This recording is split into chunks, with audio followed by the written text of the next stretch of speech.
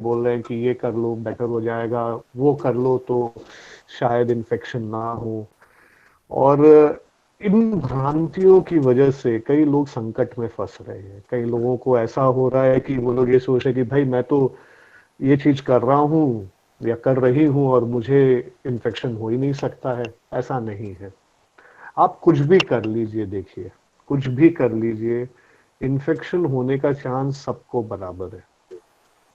चाहे वो 1 महीने का बच्चा हो, चाहे 100 साल का बुजुर्ग, इन्फेक्शन सबको होने के बराबर चांसेस है।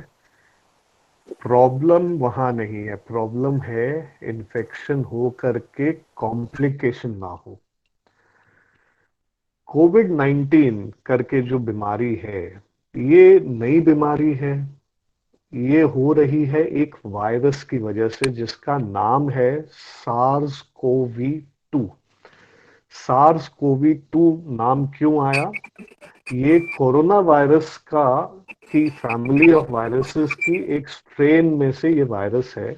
ये एक नॉवल स्ट्रेन है, नई स्ट्रेन है। इससे पहले ये स्ट्रेन विश्व में दिखाई नहीं दी थी।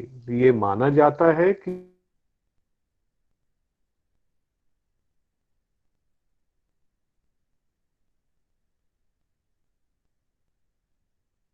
चीन के वुहान प्रांत से ये वायरस कैसे निकला, इसके बारे में कई अटकलें लगाई जा रही है। मोटे तौर पे ये माना जाता है कि चीन के अंदर में कई वेट मार्केट्स होते हैं जहां पे फ्रेश एडिबल जो लाइव स्टॉक होता है उनको उनको मार करके उनका मीट का इस्तेमाल किया जाता है। कई अलग अलग प्रजातियों के जानवर एक ही जगह में पाए जाते हैं। तो एक प्रजाति के जानवर के अंदर में ये वायरस था, जिससे वायरस के अंदर में म्यूटेशन होता है, अर्थात वायरस के जेनेटिक सीक्वेंस के अंदर में कुछ एक नॉर्मली चेंजेस आते रहते हैं। ये हर वायरस में ये ऐसा होता है। आरएनए टाइप ऑफ वायरसेस में ज्यादा होता है। आरएनए वायरस वो होता है जिसके जिसका जो जेनेटिक सीक्वेंस है वो डीएनए, जैसे कि मनुष्यों में डीएनए होता है, वायरसेस में आरएनए वायरस भी होता है, डीएनए वायरस भी होता है। आरएनए वायरसेस में जब रेप्लिकेशन की जो पद्धति है, जो एक कॉपी से दूसरी कॉपी बनती है, उसके अंदर में म्यूटेशंस जल्दी जल्दी होने के चांस रहते हैं। इसीलिए एक ऐसा म्यूटेशन आ गया उसकी जेनेटिक सीक्वेंस में जिसकी वजह से ये वायरस इनेबल्ड हो गया एक प्रजाति, एक पशु की प्रजाति से दूसरे जानवरों को होने लगे, या कि यानी या फिर मनुष्यों को होने लगे। ये माना जाता है कि ये शायद उसी प्रक्रिया से संबंधित था कि बैट्स, चमगादड़ों की एक प्रजाति के अंदर में ये वायरस पाया जाता था। क्योंकि वायरस के अंदर में जो जेनेटिक मटेरियल था, ये जेनेटिक मटेरियल बहुत हद तक चमगादड़ों में पाए जाने वाले वायरस की जेनेटिक मटेरियल से संबंधित है, उसके साथ सिमिलैरिटी बहुत ज्यादा है। तो ये वहां से शुरू हुआ। इससे पहले भी चीन से और एक महामारी की शुरुआत हुई थी जिसका नाम था सार्स। वो महामारी इतनी फैली नहीं थी। कारण ये बताया जाता है कि वो महामारी जब हुई थी उस समय में चीन के जिस प्रांत से शुरू हुई थी, वहां से direct flights to other countries, दूसरे शहरों में दूसरे देशों की डायरेक्ट फ्लाइट बहुत कम थी आज की तुलना में। 2003-4 में जब वो महामारी हुई थी और आज के इतने 17-18 सालों के बाद में जब ये नई महामारी हुई है, इंटरनेशनल ट्रैवल बहुत ज्यादा बढ़ गया। चाइना से खास करके inbound and outbound from China बहुत ज्यादा बढ़ गया। इसलिए ये महामारी बहुत जल्दी से फैली। और दूसरी जो चीज हुई इस महामारी के साथ में, ये वायरस एक व्यक्ति से दूसरे व्यक्ति को बहुत जल्दी हो जाता है। क्यों होता है? अब ये समझा जा रहा है कि ये एयरबॉर्न वायरस है, यानी एक रूम के अंदर में अगर कोई आदमी, कोई व्यक्ति बैठा है, थोड़ा भी खांस दे, थोड़ा भी छींक दे, या फिर नॉर्मल में जोर जोर से बात करे, नॉर्मल भी बात करे, तो हवा जो निकलती है फेफड़ों से, उस फेफड़ों के हवा के साथ में ये वायरस बाहर निकलता है और ये हवा में तैरता रहता है। चूंकि हवा में तैरता रहता है इसलिए दूसरे व्यक्ति के फेफड़ों के अंदर में दूसरा व्यक्ति जब सांस लेगा उसके फेफड़ों के साथ में ये वायरस बड़ी आसानी से अंदर घुस सकता है। ये दूसरा एक है। तो इससे कैसे बचा जाए? इससे बचा जाने का सबसे बड़ा तरीका, सबसे कारगर उपाय है फिजिकल डिस्टेंसिंग, जिसको कि हम सामाजिक दूरत्व या तन दूरी भी कहते हैं। सबसे इंपॉर्टेंट यही है कि फिजिकल डिस्टेंस मेंटेन किया जाए, शारीरिक रूप से हम एक दूसरे के बहुत करीब ना रहे, दूरी मेंटेन करें, भीड़ इकट्ठी ना करें। और दूरी के साथ साथ में क्या होता है कि जब ये फेफड़ों के साथ में, खांसी के साथ में जो हल्के हल्के छोटे छोटे कण निकलते हैं थूक के, सलाइवा के, जिसको एरोसोलाइज्ड ड्रॉपलेट्स कहा जाता है, ये पाया ये गया है कि 6 फीट की दूरी के बाद में ये ड्रॉपलेट्स नीचे गिर जाता है। अर्थात ये हवा में ज्यादा देर तक 6 फीट की दूरी के बाद में नहीं रहता है। तो फिर ये दूसरे के डायरेक्टली मुंह में या फेफड़ों में या नाक में, गले में जाने की उसकी चांसेस बहुत कम हो जाती है। इसीलिए वहीं से ये कंसेप्ट आया कि तन दूरी मेंटेन की जाए। 6 फीट की दूरी मेंटेन करने से बड़े बड़े जो ड्रॉपलेट्स हैं जिसके अंदर में वायरस की संख्या सबसे ज्यादा होती है, वो वो अंततः नहीं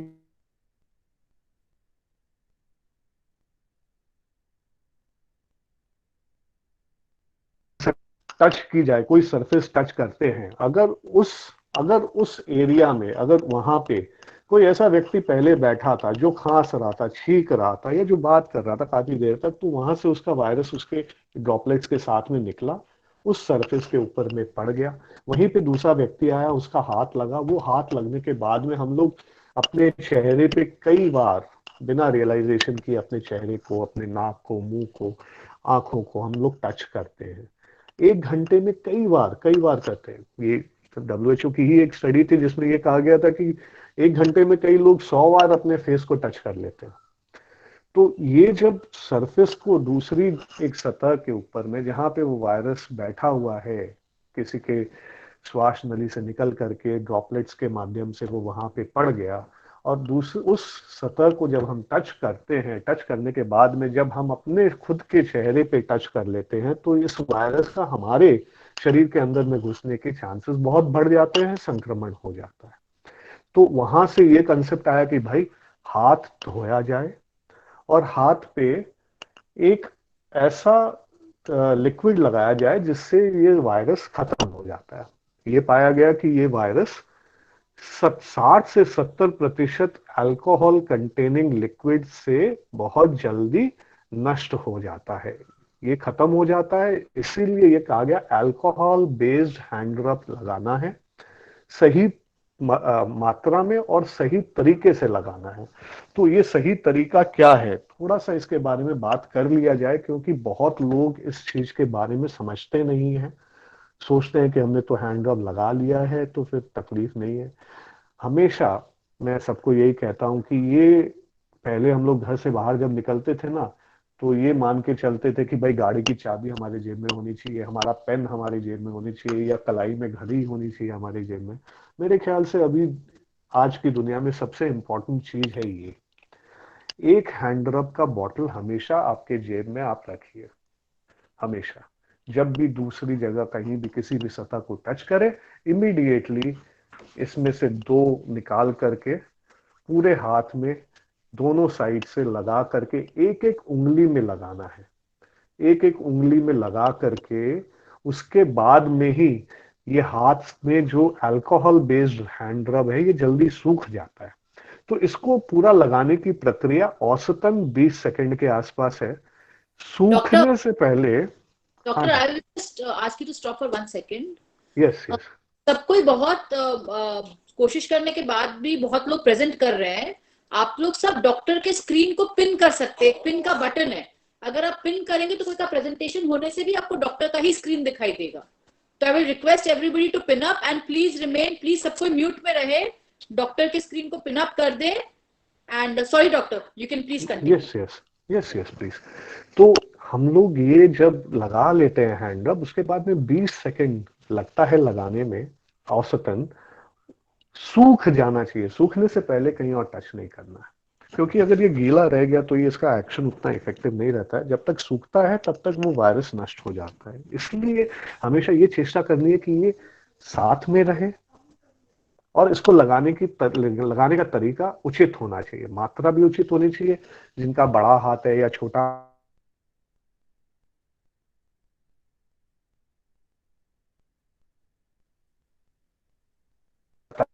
एवरेज साइज्ड हैंड में ये पूरा लगाया जा सकता है, पूरा एकदम कवर्ड हो जाता है। तो ये हम लोगों को ये बहुत इंपॉर्टेंट है, इसके बगैर घर से बाहर नहीं निकलना है। और जितनी बार हम कुछ भी सरफेस टच करें, चाहे गाड़ी का खोलने का हैंडल हो, चाहे लिफ्ट का गेट खोलने का हैंडल हो, चाहे फैक्ट्री के या ऑफिस के अंदर घुसने के लिए हमने हैंडल से खींचा दरवाजा और बंद किया, हर बार जितनी बार आप जहां कहीं भी कॉमन सरफेस एरिया को टच करें, उतनी बार ये लगाना है। अब ये प्रश्न उठता है कि इतनी बार लगाएंगे तो कहीं हाथ में रिएक्शंस नहीं हो जाएं। ये यूजुअली जो बनाया जाता है अच्छी कंपनियों का खरीदें, उसके अंदर में मॉइस्चराइजर दिया हुआ रहता है। ये चेष्टा की जाती है कि ये हाइपो एलर्जेनिक हो, ज्यादा एलर्जी इससे नहीं हो, हमेशा यही चेष्टा की जाती है। फिर भी कुछ लोगों को इससे हो सकता है। जिन लोगों को एलर्जी होती है उनको हाथ धोना चाहिए। अब कितनी बार धोए, ये एक समस्या है। तो हाथ धोने का भी एक प्रक्रिया होता है, एक एक उंगली सेपरेटली हाथ धोना है, सामने की सतह, पीछे की सतह, और एक एक फिंगर को मसल के रगड़ के अच्छे से धोना। उसके बाद में हथेलियों के ऊपर में फिंगर्स को ऐसे करके रब करना है, ताकि नेल्स के अंदर में भी अगर कुछ फंसा हुआ है तो वो भी क्लियर हो जाए दोनों साइड से। उसके बाद में धो करके हाथ को सुखा लेना है। ये बहुत इंपॉर्टेंट है, क्योंकि अगर भूल चूक से भी अगर आपने किसी सरफेस में टच किया और बिना धोए वही सरफेस आपका वो हाथ वापस आपके चेहरे पे लग गया, तो अगर उस सरफेस पे वायरस था तो बहुत हाई चांस है कि वो आपके सिस्टम में घुस करके संक्रमण फैला सकता है, इन्फेक्शन पैदा कर सकता है। तो ये चीज बहुत इंपॉर्टेंट है। इसके साथ में आपको जो ख्याल रखना है, देखिए पहली चीज हो गई तन दूरी, फिजिकल डिस्टेंसिंग। दूसरी चीज हो गई हैंड सैनिटाइजर्स या हैंड रब एंड हैंड वॉशिंग। तीसरी चीज जो कि WHO वर्ल्ड हेल्थ ऑर्गेनाइजेशन ने देरी से रियलाइज किया, मगर कुछ ईस्टर्न कंट्रीज जैसे कि हांगकांग, चाइना का ये एक हिस्सा है, जापान, इन देशों में कल्चर है मास्क पहनने का। वहीं से ये कंसेप्ट आया कि जो लोग मास्क पहनते हैं उन लोगों के मुंह से, नाक से जो एरोसॉल्स निकलते हैं, ड्रॉपलेट्स जो निकलते हैं, वो इस मास्क में अटक करके रह जाते हैं। अब यहाँ पे अटक करके रह गया तो वातावरण में, हवा में ज्यादा नहीं निकला, तो दूसरा जो व्यक्ति बैठा हुआ है उसके पास तक पहुंचने के परसेंटेज चांसेस बहुत कम हो जाते हैं। और भी कम हो जाए अगर दोनों व्यक्ति मास्क पहन के रखें। तो जो बोल रहा है वो और जो सुन रहा है वो भी, दोनों अगर मास्क पहन के रखें तो एयरवेज से, सांस की नलियों से जो ड्रॉपलेट्स निकल करके दूसरे के चेहरे तक जा सकते हैं, उनकी मात्रा बहुत कम हो जाती है। प्रश्न ये उठता है कि कौन सा मास्क पहना जाए। कोई भी मास्क पहन ले, ऐसे ही कपड़ा लगा ले। देखिए कुछ नहीं पहनने से तो अच्छा है किसी चीज से भी ढके, ढक जरूर ले, मगर this is a poor option.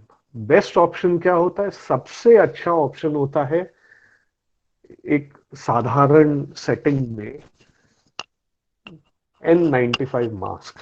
N95 mask ideally, N95 का अर्थ होता है मुंह से या नाक से निकली हुई जो भी ड्रॉपलेट्स हैं, 95% वो उस मास्क में फंस के रह जाएगी, निकलने नहीं देगी। 5% निकलेगी, 95, 95% फिल्टरेशन कैपेबिलिटी रहती है उस व्यक्ति के मुंह से या नाक से निकले हुए ड्रॉपलेट्स को अपने अंदर में ही अटका के रख लेने की, वहीं से ये नाम आया N95। मार्केट में बहुत कंपनियों के N95 मास्क मिलते हैं, कई की क्वालिटी अच्छी है, कई की क्वालिटी नहीं है, बहुत सारे नकली N95 मास्क भी मिलते हैं, इसलिए खरीदने से पहले एहतियात बरतें। N95 मास्क कैसे पहना जाए पहले ये मैं बता देता हूँ। ये हर किसी के लिए है नहीं, ये मास्क बेसिकली उन्हीं लोगों के लिए है जो हेल्थ केयर वर्कर है, या फिर उन लोगों के लिए जो कोविड-19 पेशेंट के की देखभाल कर रहे हैं, उनके पास बहुत जाना पड़े, उन लोगों के लिए जरूरी है। और भी कुछ लोग हैं जो N95 पहन सकते हैं, जैसे कि जिनका इन्फेक्शन होने के बाद में कॉम्प्लिकेशन होने का चांस बहुत ज्यादा है, उन लोगों को ये मास्क पहनना चाहिए, मेरा यही मानना है। और चौथी श्रेणी हो गई वह व्यक्ति जो एक ऐसी जगह में बैठा है जहां पे बहुत सारे लोग आ जा रहे हैं, बहुत सारे लोगों के साथ में उनको, उस व्यक्ति को बातचीत करनी पड़ रही है, कुछ बताना पड़ रहा है, जैसे कि हेल्प डेस्क, इंफॉर्मेशन डेस्क वाले हुए, जैसे कि कोई ऐसा व्यक्ति जिसको पूरे प्लांट में या फैक्ट्री में बहुत जगह में जा करके बहुत लोगों को सुपरवाइज करना पड़े, ऐसे व्यक्तियों को N95 पहना हुआ ही बेटर रहता है। इसको पहनने की प्रक्रिया क्या है? सबसे पहले आप अगर नया मास्क निकाल लें, देखिए मास्क के कुछ एक हिस्से होते हैं, मैं आपको बता देता हूं। ये अंदरूनी हिस्सा है, ये बाहर का हिस्सा है, यहाँ पे एक पट्टी होती है, ये पट्टी मेटेलिक स्ट्रिप या फिर हार्ड एक मटेरियल की बनी हुई होती है, जो कि आपके नाक के ऊपर के कंटूर को, नाक के जो शेप है, गोलाई है, उसके हिसाब से इसको मोल्ड करके टाइट फिटिंग कर ली जाए। मास्क पहनने का सबसे बड़ा प्रिंसिपल ये है कि मास्क पहनने के बाद में बाहर वाली सतह को टच नहीं करना है, क्योंकि यहीं पे सबसे ज्यादा वायरसेस, कोई अगर खांसा है, छींका है, तो यहां पे आकर के अटका हुआ है। अगर आपने यहां पे टच किया तो आपका हाथ कंटामिनेटेड हो गया है। तो पहनने के बाद में, पहनने के पहले यहां पे मिनिमम टचिंग होनी चाहिए। अगर पहनने के बाद में आप यहाँ पे आपको टच नहीं करना है तो ऑटोमेटिकली आपका फेस के ऊपर में आपका हाथ का टच होना कम होगा। सतह के ऊपर में अगर आपने कहीं पे टच भी किया है, चूंकि आपने मास्क पहन के रखा है, आप कॉन्शियस रहेंगे तो आप अपने चेहरे को कम टच करेंगे। अगर आप कम टच करेंगे तो आपको संक्रमण होने का चांस कम रहेगा। इसको पहनने का तरीका क्या है? इसमें फीते होते हैं, कुछ मास्क होते हैं जिसके साइड से फीते निकले हुए होते हैं, आप डायरेक्टली कान में लगा लीजिए, मैं एक और मास्क में वो आपको दिखा दूंगा। इसको पहनने के समय में सबसे पहली चीज ये है कि आप नीचे वाले दो लूप होते हैं, there are two loops in this. ये इसलिए बताना भी जरूरी है क्योंकि देखिए काफी लोग गलत ढंग से पहनते हैं, और चूंकि गलत ढंग से पहनते हैं तो उनका पहनना और ना पहनना एक बराबर हो जाता है। तो नीचे वाले लूप को आप सबसे पहले अपने चेहरे के ऊपर में, सबसे पहले आप अपने चेहरे, अगर चश्मा पहनते हैं तो चश्मा उतार करके फिर ही पहनिएगा। ये डाल लिया आपने, यहाँ पे आपने फिक्स कर लिया, पीछे डाल लिया। सेकंड लूप जो है वो आप उसके ऊपर डाल लीजिए। मास्क कुछ हैं जो एडजस्टेबल होते हैं, तो आप यहाँ पे उनको एडजस्ट करके टाइट कर सकते हैं, और उसके बाद में ये जो मेटेलिक स्ट्रिप जिसके बारे में मैं बता रहा था, इसको आप ठीक से अपने नाक के ऊपर, नाक की गोलाई के हिसाब से आप इसको मैनेज कर लीजिएगा। तो इससे आपका मास्क मोटा मोटी एक अच्छी फिट में आ जाता है। ये मास्क ये मास्क जो है, इस मास्क को पहनने का सबसे बड़ा फायदा ये है कि ये सबसे कम कर देता है आपके चेहरे से ड्रॉपलेट्स निकलने को। सबसे बड़ी मुश्किल ये है कि ये बड़ा टाइट फिटिंग होता है, और ये मास्क टाइट फिटिंग होना भी चाहिए। अगर मास्क टाइट फिटिंग नहीं है तो ये मास्क इफेक्टिव नहीं होगा, इसलिए इस मास्क का टाइट फिटिंग होना जरूरी है। अब इस मास्क को पहनने के बाद में खोलना कैसे चाहिए? मास्क हर समय पहन नहीं सकते हैं आप। अगर मास्क पहन लिए तो आप खाएंगे कैसे, पिएंगे कैसे? तो इसके लिए ये जानना जरूरी है कि आप जब मास्क को खोलेंगे तो ये मास्क को खोलने के लिए, खोलने के बाद में आपका जो तरीका है मास्क को रखने का, आप एक सिंपल सा एक बोर्ड टाइप का कुछ भी चीज रख सकते हैं। तो आप जब खोलेंगे इसको, समझ लीजिए आप खोल रहे हैं इस मास्क को, खोलने के बाद में आप यहाँ पे इसको ये लगा लीजिए, आपको यहाँ टच नहीं करना है, आप ये लगा लीजिए और इसको ऐसे करके रख सकते हैं। सिंपल ढंग से इसको आपने दूर में रख दिया, आपने खा लिया पी लिया और वापस इसको उठा करके आप फिर वही वापस ऐसे पहन सकते हैं। कहने का अर्थ ये है, कहने का मतलब ये है कि इसका जो सामने वाला सतह है, बाहर वाली बाहरी सतह है, इस सतह को आपको मिनिमम टच करना है। आप जितना कम इसको टच करेंगे आप उतने ही सेफ रहेंगे। दूसरे प्रकार का मास्क आता है जिसका नाम है 3 ply surgical mask. Surgical mask भी दो तीन कई तरह के होते हैं, 2 प्लाई 3 प्लाई। ये बेसिकली 2 सतही 3 सतही मास्क, इसके लेयर्स जो होते हैं 3 लेयर वाले सर्जिकल मास्क ही सबसे अच्छे होते हैं। वो अगर आपको मिले तो आप वो यूज करिए। कॉटन मास्क या क्लॉथ मास्क जो यूजुअली बोलते हैं ना, वो इतना इफेक्टिव नहीं होता है। इसको भी पहनने के लिए सामने वाले पोर्शन में आपको टच नहीं करना है, साइड वाले पोर्शन जो ईयर लूप्स है इससे पहन करके ही आपको इजिली डालना है। खोलने के समय में भी यहां से नहीं खोलना है, साइड से खोलना है। जब आप साइड से खोलेंगे जब आप साइड से खोलेंगे आप सामने वाले पोर्शन को टच नहीं करेंगे। और ये यूज एंड थ्रो मास्क होते हैं, इस मास्क को पहन करके आप बार बार यूज नहीं कर सकते हैं। N95 भी एक्चुअली ओरिजिनली एक यूज एंड थ्रो मास्क ही होता था, मगर चूंकि N95 इतना मिल नहीं रहा है और महंगा भी होता है, इसीलिए ये कहा जाता है, हम लोग अपने हॉस्पिटल्स में आजकल ये कर रहे हैं कि पर डॉक्टर या पर हेल्थ केयर वर्कर 4 या 5 मास्क रख लेते हैं, उसको नंबरिंग कर लेते हैं 1 2 3 4 5। पहले दिन जो मास्क पहना वो मास्क वापस से छठे दिन में पहनेंगे। तो ऐसे करके रोटेट करते करते पहनेंगे। ये वायरस 2 से 3 4 दिनों के अंदर में ये वायरस नष्ट हो जाता है, अपने आप पड़ा पड़ा खत्म हो जाता है। तो अगर आप पहले दिन पहने और वापस से आप अगर चौथे पांचवें या छठे दिन वो मास्क पहनेंगे तो ये मास्क के अंदर में जो वायरस लगा हुआ है, ये मास्क नेचुरल प्रक्रिया से ये वायरस खत्म हो जाएगा। तो ये बार बार पहना जा सकता है। कितनी बार? मास्क N95 पहनने के बाद में मास्क का फिटमेंट देखना जरूरी होता है। हवा मास्क के थ्रू निकले, ना कि लीक होकर के निकले, ये ध्यान रखने की जरूरत होती है। अगर लीक होकर के निकल रहा है यानी वो मास्क ठीक नहीं है। मार्केट में कई सारे ऐसे मास्क मिलते हैं जिसके अंदर में वाल्व या फिल्टर लगे हुए हैं, वो वाले मास्क नहीं पहनिए। वो मास्क सेफ भी नहीं है, इफेक्टिव भी नहीं है। वो मास्क आप नहीं पहनेंगे, वो खरीदिए मत, वो बेकार मास्क है। क्लॉथ मास्क का भी पहनने का यही तरीका है, मगर क्लॉथ मास्क से बेटर होता है सर्जिकल मास्क।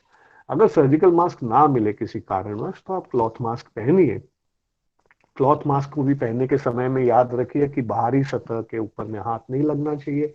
आपके जो मास्क को होल्ड करने के लिए जो लूप्स हैं या फिर जो रिबन्स हैं, आप उन्हीं को पकड़ करके पहने, उन्हीं को पकड़ करके खोले, ताकि आपके हाथ कंटामिनेटेड ना हो। हमेशा ये याद रखिए, मास्क को पहनने से पहले आपको हैंड सैनिटाइजर लगाना है, मास्क को खोलने के बाद में आपको हैंड सैनिटाइजर लगाना है, ताकि मास्क के ऊपर में अगर कोई जीवाणु लगा हुआ भी है, वो जीवाणु हैंड सैनिटाइजर के लगने के वजह से आपके हाथ पे खत्म हो जाए, नष्ट हो जाए। ये बहुत इंपॉर्टेंट फैक्टर है।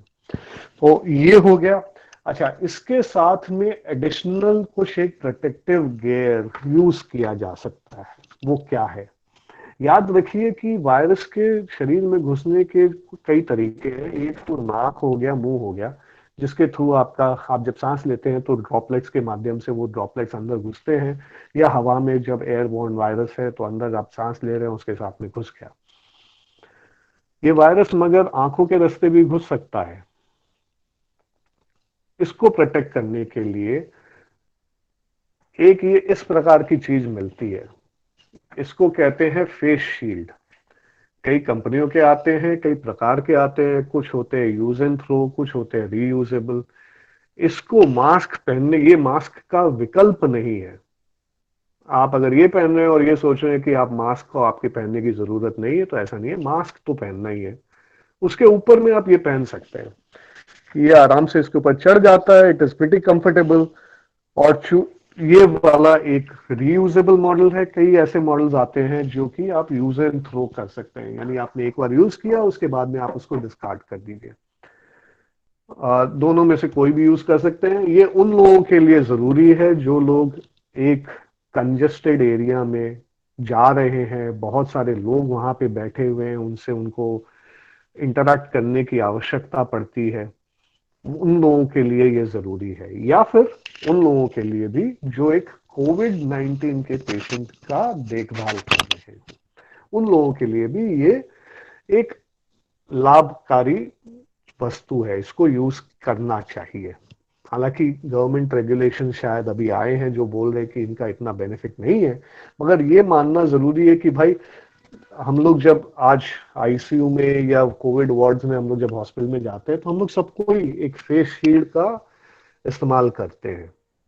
तो और इतना महंगा भी नहीं है, बहुत सस्ता आता है जो use and throw face shield है, इट्स वेरी वेरी चीप, वो यूज कर सकते हैं। ये उन लोग, ये सबके लिए नहीं है, ये उन लोगों के लिए है जिनका एक्सपोजर का रेट, एक्सपोजर का ड्यूरेशन बहुत ज्यादा है, उन लोगों को ये चीज यूज करनी चाहिए।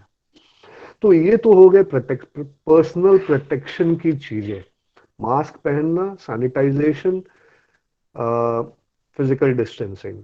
और एक चीज जो जरूरी है वो ये है कि क्लोज्ड, बंद एक रूम में एयर कंडीशनर चला करके बैठे रहना ये गलत है। जहां तक संभव हो कम एयर कंडीशनर यूज करें, जहां तक संभव हो खिड़कियां खुली रहे, जहां तक संभव हो एक दूसरे के पास में ना बैठे, अगर मीटिंग भी करे तो दूर दूर रहे, खिड़कियां खुली रहे, नेचुरल हवा चलती रहे, वही सबसे अच्छा होता है। Centralised air conditioners can be really bad. Centralised air conditioner होने की वजह से जो एयर, जो अगर एक कोने में भी किसी को संक्रमण हुआ है उसके शरीर से निकला, वो एयर अब्सॉर्ब हो जाएगा सेंट्रलाइज्ड एसी में, और उसके बाद में वही एयर रीसर्कुलेट होता रहता है तो वो दूसरे हिस्सों में पहुंच जाएगा। इसको भी ठीक करने के बहुत अच्छे अच्छे उपाय आ गए हैं। यूवी अल्ट्रावायलेट फिल्ट्रेशन यूनिट्स बैठाया जा सकता है सेंट्रलाइज्ड डक्ट्स में, जिससे हम लोग इस वायरस को डीनेचर कर सकते हैं। बहुत कुछ ऐसी चीजें हैं अभी जो आ गई है मार्केट में, इजीली अवेलेबल है, कि सरफेसेस को क्लीनिंग कैसे किया जाए, ऐसे उपकरण आ गए हैं। अल्ट्रावायलेट की ट्यूबलाइट्स आ गई है कि शिफ्ट्स के बीच में उसको ऑन कर दिया तो सतह के ऊपर में अगर कोई वायरस है तो वो क्लीन हो गया। गवर्नमेंट ऑफ इंडिया के काफी सारे रेगुलेशन है कि सफाई होनी चाहिए तो किस प्रकार की डिसइंफेक्टेंट के साथ में होनी चाहिए। ये सारी बहुत इजीली अवेलेबल है और हम लोग इस चीज के बारे में एक्टिवली डिस्कस कर रहे हैं और काफी कुछ इम्प्लीमेंट हो चुका है और भी होता रहेगा। जैसे जैसे साइंस इस वायरस के संक्रमण की के तरीके को और समझ पाएगी, वैसे वैसे नई चीजों का इस्तेमाल के बारे में समझा जाएगा और उनका इम्प्लीमेंटेशन किया जाएगा। तो ये हो गया आपका पर्सनल प्रोटेक्शन, ये कैसे कैसे किया जाए। जब आप घर से बाहर निकलते हैं, घर से बाहर निकलने के पहले कुछ एक नियम हमेशा बांध लीजिए, हमेशा करना है। एटलीस्ट आने वाले 2 सालों तक करना है, बात की बाद में सोचेंगे, बट फिलहाल 2 सालों तक, 1.5 से 2 सालों तक ये करना है। पहली चीज ये कि मिनिमम चीजें लेके घर से निकलना है। बहुत सारी चीजें लेके घर से नहीं निकले, वो जमाना गया जब आप 10 चीज लेके निकलते थे, चाहे ये भी जरूरत पड़ सकती है, वो भी पड़ सकती है, let me take everything and then go. मैं अपने फैक्ट्री ऑफिस जा रहा हूँ तो मैं बहुत सारा सामान लेके जाऊंगा, वहां पे बैठ करके कुछ घर का भी काम करूंगा, कुछ ऑफिस का काम करूंगा, और वापस लौटते हुए ऑफिस का भी कुछ सामान लेकर के आऊंगा ताकि मैं घर में बैठ करके काम कर सकूं। वो जमाना गया। मिनिमम चीजें घर से लेके जानी है, मिनिमम चीजें ऑफिस से घर आनी है। और ऐसा क्यों? जितनी चीजें बाहर से आप घर के अंदर लेके आएंगे, आप अपना रिस्क, अपने परिवार वालों का रिस्क इन्फेक्शन होने का बढ़ा रहे हैं। तो आप जब बाहर निकलेंगे, no watch, no jewellery, wallet भी छोड़ दीजिए, एक पतला सा पाउच रखिए, उसके अंदर में पैसे, क्रेडिट कार्ड रखिए, कॉइन्स रखिए। मिनिमम चीजें, आईडी कार्ड एक रख लिया, उससे ज्यादा की जरूरत नहीं है लेके घूमने की। जो जूते आप पहनते हैं वो जूते घर से बाहर ही रहे, अंदर नहीं लाना है। हालांकि ये कहा जाता है कि शायद जूतों से इतना ज्यादा होता नहीं है, बट क्यों रिस्क लेना है? Why do you want to increase? और ऐसे भी बाहर में यूज हुए हुए जूते घर में घुसाए, ये हमारे कल्चर में भी नहीं है, तो वी कैन अवॉइड दैट। बाहर जब निकलते हैं तो मास्क को सारा पहन करके निकले। पब्लिक ट्रांसपोर्ट में जब भी यूज करेंगे, जहां तक संभव हो पर्सनल ट्रांसपोर्ट होना चाहिए। पर्सनल ट्रांसपोर्ट में भी देखिए, एक गाड़ी में दो से ज्यादा व्यक्ति ना बैठे, वो भी डायगनली सीट में बैठे, आसपास में ना बैठे। अगर आप ओला उबर यूज करते हैं तो सिंगल पर्सन ही अंदर घुसने से पहले हैंड सैनिटाइजर मास्क वास्क लगा ले, स्वच्छता है या नहीं, और एसी मत चलाइए गाड़ी में। अगर आप टैक्सी यूज कर रहे हैं, पब्लिक ट्रांसपोर्ट यूज कर रहे हैं, तो वो क्लोज नहीं होना चाहिए, विंडो ओपन रख करके बैठिए ताकि हवा चलती रहे। वायरस अगर किसी के शरीर से निकला भी है तो वो हवा के साथ में बाहर निकल जाए। जहां तक संभव हो पर्सनल व्हीकल यूज करिए, अगर नहीं संभव है ट्रांसपोर्ट आपको यूज करना पड़ रहा है पब्लिक, तो फिर ये वाली चीजें यूज करनी है। और फिजिकल डिस्टेंसिंग आपको मेंटेन करके ही चलना पड़ेगा। घर से निकलने के समय में आप मिनिमम चीजें लेकर के जाएंगे। आपकी ऑफिस में कुछ ऐसी चीजें हैं जो आपको ऑफिस में हर समय यूज करनी पड़ती है, तो वो ऑफिस में ही रहे, फैक्ट्री में ही रहे, वहीं पे आप यूज करिए, उसको वहीं पे रखिए। बहुत जरूरी ना हो, अनिवार्य ना हो, तो ऑफिस वाली चीजें घर पे ना लाएं। और अगर घर पे लेकर के आप आ रहे हैं, कोई भी सामान लेके आए, अगर वो खाने की चीज नहीं है तो उसको क्लीन करना होगा। उसको कैसे क्लीन करना होगा? या तो आप यही हैंड सैनिटाइजर यूज करिए, उससे उसको क्लीन कर लीजिए, एक कपड़े से या एक रुई से लेकर के just clean it properly and then get it inside the house. और अगर खाने की चीज है तो देखिए, यूजुअली ये कहा जाता है कि खाने की चीजों के ऊपर में वो वायरस पड़ करके फिर उसको खा लिया, अंदर चला गया, ऐसा होता नहीं है। बट फिर भी मैं क्या करता हूँ, मेरे घर में एक अल्ट्रावायलेट बॉक्स लगाया हुआ, उसके अंदर सामान डाल दिया, अल्ट्रावायलेट से उसको सैनिटाइज कर दिया 3-4 मिनट 5 मिनट, उसके बाद में उसको अंदर ले गया। वो भी उतना भी, वो शायद ओवर रिएक्शन है, ज्यादा करना पड़ रहा है। ये भी एक सत्य है कि हम लोग हॉस्पिटल जाते हैं, हॉस्पिटल से हम लोग जो भी चीज लाते हैं उसके ऊपर में वायरस के बैठे रहने का चांस काफी होता है। मगर एक साधारण नॉर्मल पॉपुलेशन में जो हेल्थ केयर वर्कर नहीं है, उन लोगों के लिए शायद इतनी की करने की जरूरत नहीं है। जस्ट नॉर्मल क्लीनिंग करके घर में घुसाए तो भी इनफ है। बात उठती है खाने पीने के सामानों का क्या किया जाए। अगर वो रॉ फूड प्रोडक्ट है, जैसे कि फ्रूट्स है, वेजिटेबल है, ग्रोसरी आइटम्स हैं, उन सब चीजों को बहुत ज्यादा सैनिटाइजेशन करने की आवश्यकता पड़ती नहीं है, क्योंकि most of the vegetables are any which way cooked, पका करके ही खाते हैं। जब वो पकाया जाता है उसमें वायरस खत्म हो जाता है। कुछ एक चीजें होती है जो हम पकाते नहीं है, उनको अगर आप सैनिटाइज करें तो कुछ मार्केट में आईटीसी और कुछ कुछ कंपनियों ने प्रोडक्ट्स भी निकाल दिए हैं फ्रूट्स एंड वेजिटेबल्स को क्लीन करने का। कारगर कितना है मालूम नहीं है, सबसे सिंपल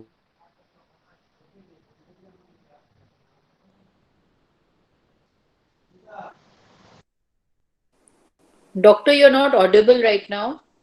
इससे ज्यादा की उससे ज्यादा की आपको आवश्यकता नहीं पड़ेगी। Doctor, yes. बीच में आपका वॉइस पूरा ब्रेक हो गया था, तो आपने ओके सो इफेक्टिव है हाँ, फ्रॉम द। हाँ। ओके सो ये जो प्रोडक्ट्स जो मार्केट में अवेलेबल है, फ्रूट्स एंड वेजिटेबल्स, इन सब की कितने एफिकेसी है, कितना, ये सब कुछ मालूम नहीं है। बहुत सारे हैं, सब इतनी सारी चीजों की आवश्यकता देखिए है नहीं। खाने के सामान को डिटर्जेंट से धोना नहीं है, साबुन से धोना नहीं है, ये याद रखिएगा, क्योंकि साबुन अगर शरीर के अंदर जाएगा ये बड़ा हानिकारक होता है। आप जो वेजिटेबल्स एंड फ्रूट्स लेके आ रहे हैं, इन वेजिटेबल्स एंड फ्रूट्स को आप नॉर्मल पानी में भी भिगा करके सुखा लीजिए और फ्रिज में स्टोर कर लीजिए। ऐसे ही लाके फ्रिज में स्टोर कर लीजिए, या फिर पानी के अंदर में मैग्नीशियम पोटेशियम परमैंगनेट डाल करके उसके अंदर थोड़ी देर सोख करके उसको निकाल के सुखा करके वापस आप फ्रिज में डालिए। That is also good enough. Can't करके एक कंपनी है जिसकी वेजिटेबल क्लीनर एक आती है, उसको यूज कर सकते हैं। आईटीसी का वेजिटेबल क्लीनर लिक्विड आता है, उसके अंदर सोक कर सकते हैं। ये सारी चीजें यूज की जा सकती है। मेरा ये मानना है, सबसे सिंपल चीज ये है, जो खाएं पका हुआ खाएं। पका हुआ नहीं है तो खाना नहीं है। और पका हुआ का मतलब ये नहीं कि काट करके रेडी हो गया, नहीं। वार्म किया हुआ होना चाहिए, गर्म किया हुआ होना चाहिए। गर्म की हुई चीज स्वादिष्ट भी होगी और सेहतमंद भी होगी, आपको इन सब संक्रमणों से बचा के रखेगी। तो ये सबसे सिंपल और सबसे बढ़िया उपाय है। फ्रूट्स को कैसे किया जाए? फ्रूट सैलेड बनाइए, माइक्रोवेव के अंदर में 3 से 5 मिनट के लिए घुमा दीजिए, आपका जीवाणु खत्म, आराम से खाइए, कोई असुविधा नहीं है। या फिर उसको कुछ घंटे के लिए बाहर रख दीजिए, छिलका निकाल करके जो चीज खाएंगे अंदर तक वायरस नहीं घुसेगा। और ये वायरस, ये प्रमाण भी नहीं है इस चीज का कि खाने की वस्तुओं से तो वायरस फैलता है, इस चीज का कोई प्रमाण नहीं है। 6 महीने में नहीं तो केस स्टडीज ऐसी आ चुकी होती जिसके अंदर ये दिखाया गया है कि फलानी खाने की वस्तु के ऊपर में वायरस लगा हुआ था, उसको खा लिए और संक्रमण हो गया। ऐसा हो नहीं रहा, ऐसा हो नहीं रहा। तो साफ सफाई के लिए दूसरे जो ऑब्जेक्ट्स आते हैं, जैसे कि प्लास्टिक के बॉक्सेस हो गए या कार्डबोर्ड के बॉक्सेस हो गए, उनको साफ करके आप अंदर ले आइए, या फिर 3 दिन के लिए घर के किसी कोने में ऐसे ही छोड़ दीजिए, वो वायरस 3 दिन में मर जाएगा, आप फिर आप आराम से यूज करिए, कोई खास प्रॉब्लम नहीं है। ठीक है, ये ध्यान रखिएगा। ऑनलाइन ऑर्डर करिए चाहे खाना आप, हाँ, अगर ऑनलाइन ऑर्डर कर रहे हैं, स्विगी जोमेटो काफी सारी कंपनी आ चुकी है जो घर में खाना डिलीवर करती है। उसमें एक समस्या ये है कि जो डिलीवरी बॉय है, आप सबको को मालूम होगा, दिल्ली में एक डिलीवरी बॉय था जिसका पिज्जा डिलीवर कर रहा था, तो 50-70 कितनी फैमिलियों को क्वारंटीन में।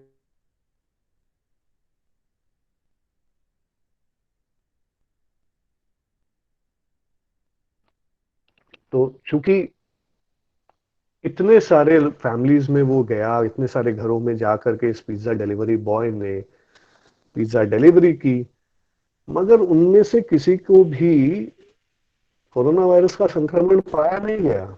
इससे ये साबित होता है कि एक व्यक्ति से दूसरे व्यक्ति को यह संक्रमण तभी होगा जब कुछ मिनटों तक, कुछ सेकंड नहीं, 10, 15, 20 सेकंड, मिनट तक आसपास में बैठे हुए हैं, क्लोज कांटेक्ट में हैं, बंद जगह में हैं, एक के शरीर से वो वायरस निकला दूसरे के शरीर में घुसा, ये वाली चीजें जब होती है तभी संक्रमण होता है। अगर मास्क पहना हुआ है, सैनिटाइजर यूज कर रहे हैं और फिजिकल डिस्टेंस मेंटेन किए हुए हैं, तो संक्रमण होने का चांस कम है। घर में अगर वो खाने की वस्तु आ रही है, पैकेज्ड फूड प्रोडक्ट अगर है, तो पैकेजिंग जो है, उस पैकेजिंग को आप या तो बाहर ही डिस्कार्ड कर दीजिए, और अगर लेके भी आना पड़े तो उसको आप किसी भी सरफेस क्लीनर से साफ कर सकते हैं, एंड सैनिटाइजर से साफ कर सकते हैं, लाइजॉल और इत्यादि वो सब लिक्विड्स भी यूज कर सकते हैं। घर को कैसे साफ करना है? घर को साफ करने के लिए फिनाइल यूज करिए, या लाइजॉल सरफेस डिसइंफेक्टेंट यूज करिए, या फिर सिंपल सा ब्लीचिंग पाउडर लीजिए, 7 ग्राम से 10 ग्राम 1 लीटर पानी में मिला लीजिए, आपका होममेड ब्लीचिंग डिसइंफेक्टेंट रेडी है, आप उसको यूज करिए। एक ही समस्या है, एक जगह में बार बार अगर ब्लीचिंग पाउडर लगाएंगे तो वो जगह का नेचुरल कलर फेड आउट हो सकता है। ये आप समझ लीजिएगा कि यहाँ पे आप अगर कोई कॉमन एरिया जहाँ पे ब्लीचिंग पाउडर यूज कर सकते हैं, आराम से यूज करिए। अगर फर्श खराब होने का चांस रहे तो लाइजॉल या फिर कोई भी सरफेस अच्छी क्वालिटी का, अच्छी कंपनी का surface disinfectant phenyl based use कर सकते हैं।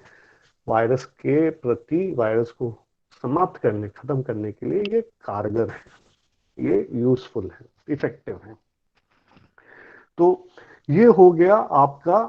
अब घर में घुस रहे हैं आप, घर में आपने सामान की व्यवस्था कर ली। आप जब घर में बाहर से आए हैं, आप जब घर के अंदर आएंगे तो सबसे पहला काम यही करिए, सीधा बाथरूम में जाइए, कपड़े वहीं खोलिए, नहा धो करके ही फिर निकलिए, और उसके बाद ही घर वालों से घर के कॉमन एरियाज में जा करके बैठिए। उससे पहले आप प्लीज इंटरैक्शन नहीं करिए। पहला काम बाहर से वापस जब घर आएंगे is to take a shower as far as possible. ये भी नहीं कि 2 मिनट के लिए घर से बाहर निकले, पोस्टमैन से चिट्ठी लेने के लिए घर के अंदर घुसे और उस समय में आपको कह दिया आपकी धर्मपत्नी ने, जाओ भाई नहा के आओ। ये थोड़ा ज़्यादा हो जाएगा, शायद इतनी की ज़रूरत नहीं है। बट जहाँ तक संभव हो, बाहर अगर काफ़ी देर तक रहे हैं, वापस आ रहे हैं काम से, ऑफिस से वापस आ रहे हैं, take a shower, it's the best thing to do. Discard the clothes, कपड़े निकालिए, वॉशिंग मशीन में डाल दीजिए, या फिर बाल्टी में पानी भर के डिटर्जेंट डाल करके उसको सोक कर लीजिए, हाथ वाथ धो लीजिए और नहा लीजिए आप। तो ये सबसे सेफेस्ट वे यही है। घर के अंदर में जहां तक हो सके एयर कंडीशनर का यूज कम करिए, बिजली भी बचेगी, पर्यावरण के लिए भी अच्छा है, सेहत के लिए भी अच्छा है। और अगर आपके अंदर में वो संक्रमण है और आप एक क्लोज स्पेस के अंदर में बाकी फैमिली मेंबर्स के साथ में बैठे हुए हैं, तो उनके भी संक्रमण होने का चांस कम रहेगा।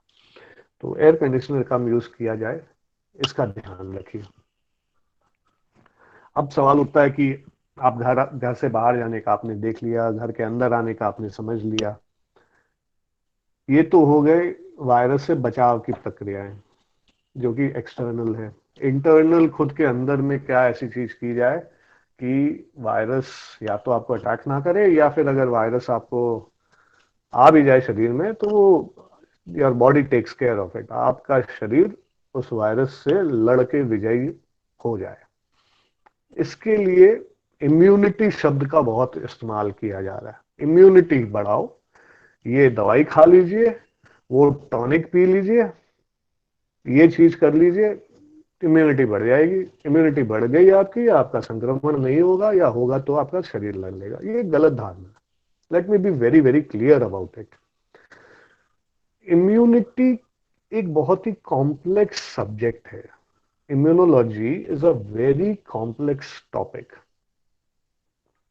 ये एक ऐसा साइंस है जिसके बारे में बहुत कुछ अभी भी नहीं मालूम है कि शरीर संक्रमण से कैसे लड़ता है। इनफैक्ट इम्यूनिटी सिर्फ संक्रमण से ही हमको नहीं बचाती है, कैंसर से भी हमको बचाती है। कैंसर जब शरीर में होता है, कुछ ऐसे कण, ऐसे सेल्स हैं जो रोग हो जाते हैं, बदमाश बन जाते हैं। वो कहते हैं कि हम आपकी व्यवस्था नहीं मानेंगे, हम खुद का प्रोडक्शन इतना बढ़ाएंगे कि हम ही पूरे शरीर को हम ही अपने कब्जे में कर लेंगे। इसी को कैंसर कहते हैं। उससे भी इम्यूनिटी लड़ती है। ये जो बदमाश रोग सेल्स हो जाते हैं, इनको इम्यूनिटी काबू में रखती है। It is the policeman of our body. अब इम्यूनिटी को इम्प्रूव, देखिए, इम्प्रूवमेंट ऑफ इम्यूनिटी एक गलत शब्द है। सबसे अच्छा क्या होता है कि आपकी फिजिकल फिटनेस को आप बरकरार रखिए। फिटनेस जो है, यही चीज आपको आप रोगों से लड़ने की क्षमता देगी। तो उस चीज को आप कैसे सुदृढ़ कर पाए, उस चीज को कैसे इंप्रूव कर पाए। सभी को ये पूछना है कि क्या ऐसी चीज खाई जाए जिससे संक्रमण होने का खतरा कम हो, संक्रमण हो तो माइल्ड हो, सीवियर ना हो। खाने से पहले करने की जरूरत है क्या? वर्जिश, exercise. Moderate to severe to high intensity physical activity जो लोग करते हैं, उनके अंदरूनी अंग बहुत सुचारू ढंग से काम करते हैं। उन लोगों को अगर संक्रमण हो भी तो शायद संक्रमण ज्यादा सीवियर नहीं होगा। ये भी पाया गया है जो लोग physical activity, physically active lifestyle को मानते हैं, उसका अनुसरण करते हैं, वही लोग हेल्दी ज्यादा होते हैं, वही लोग काम ज्यादा कर पाते हैं, उनका एफिकेसी ज्यादा होती है, वही लोग बीमार कम पड़ते हैं, उन्हीं लोगों को डायबिटीज कम होता है, हाइपरटेंशन कम होता है। तो ये सबसे इंपॉर्टेंट ये है कि 45 मिनट तक moderate to heavy intensity exercise की जाए। कुछ लोगों को बीमारियां कुछ एक होती है जिसकी वजह से हर एक एक्सरसाइज हर कोई कर नहीं सकता है। आप अपने फिजिशियन या इवन बेटर फिजियोथेरेपिस्ट से जान लीजिए कि आपके शरीर के हिसाब से आपको कौन सी एक्सरसाइज करनी चाहिए। वो एक्सरसाइज आप रेगुलरली करिए, दिन में मिनिमम 5 दिन करिए। वो करने से आपके शरीर में संक्रमण की आसार भी कम होंगे और अगर हो भी जाता है तो सीवियरिटी कम होगा। ये बहुत ज्यादा जरूरी है। कुछ एक एक्सरसाइजेज और भी होते हैं जो फेफड़ों के लिए अच्छे होते हैं, आलोम विलोम इत्यादि, प्राणायाम, ये सब करना चाहिए, अच्छी बात है। कुछ एक गैजेट्स मिलते हैं जिसको इंसेंटिव स्पायरोमीटर कहते हैं, वो करेंगे तो फेफड़े दुरुस्त रहते हैं। ये सब करने से पहले आप अपने फिजिशियन या अपने हेल्थ केयर जो भी आप जिससे भी सलाह लेते हैं उससे बात करके आप शुरू करिएगा। बट ये सबसे इंपॉर्टेंट चीज है, मोस्ट इंपॉर्टेंट चीज to improve your body's fitness to be able to fight this infection और any other infection for that matter.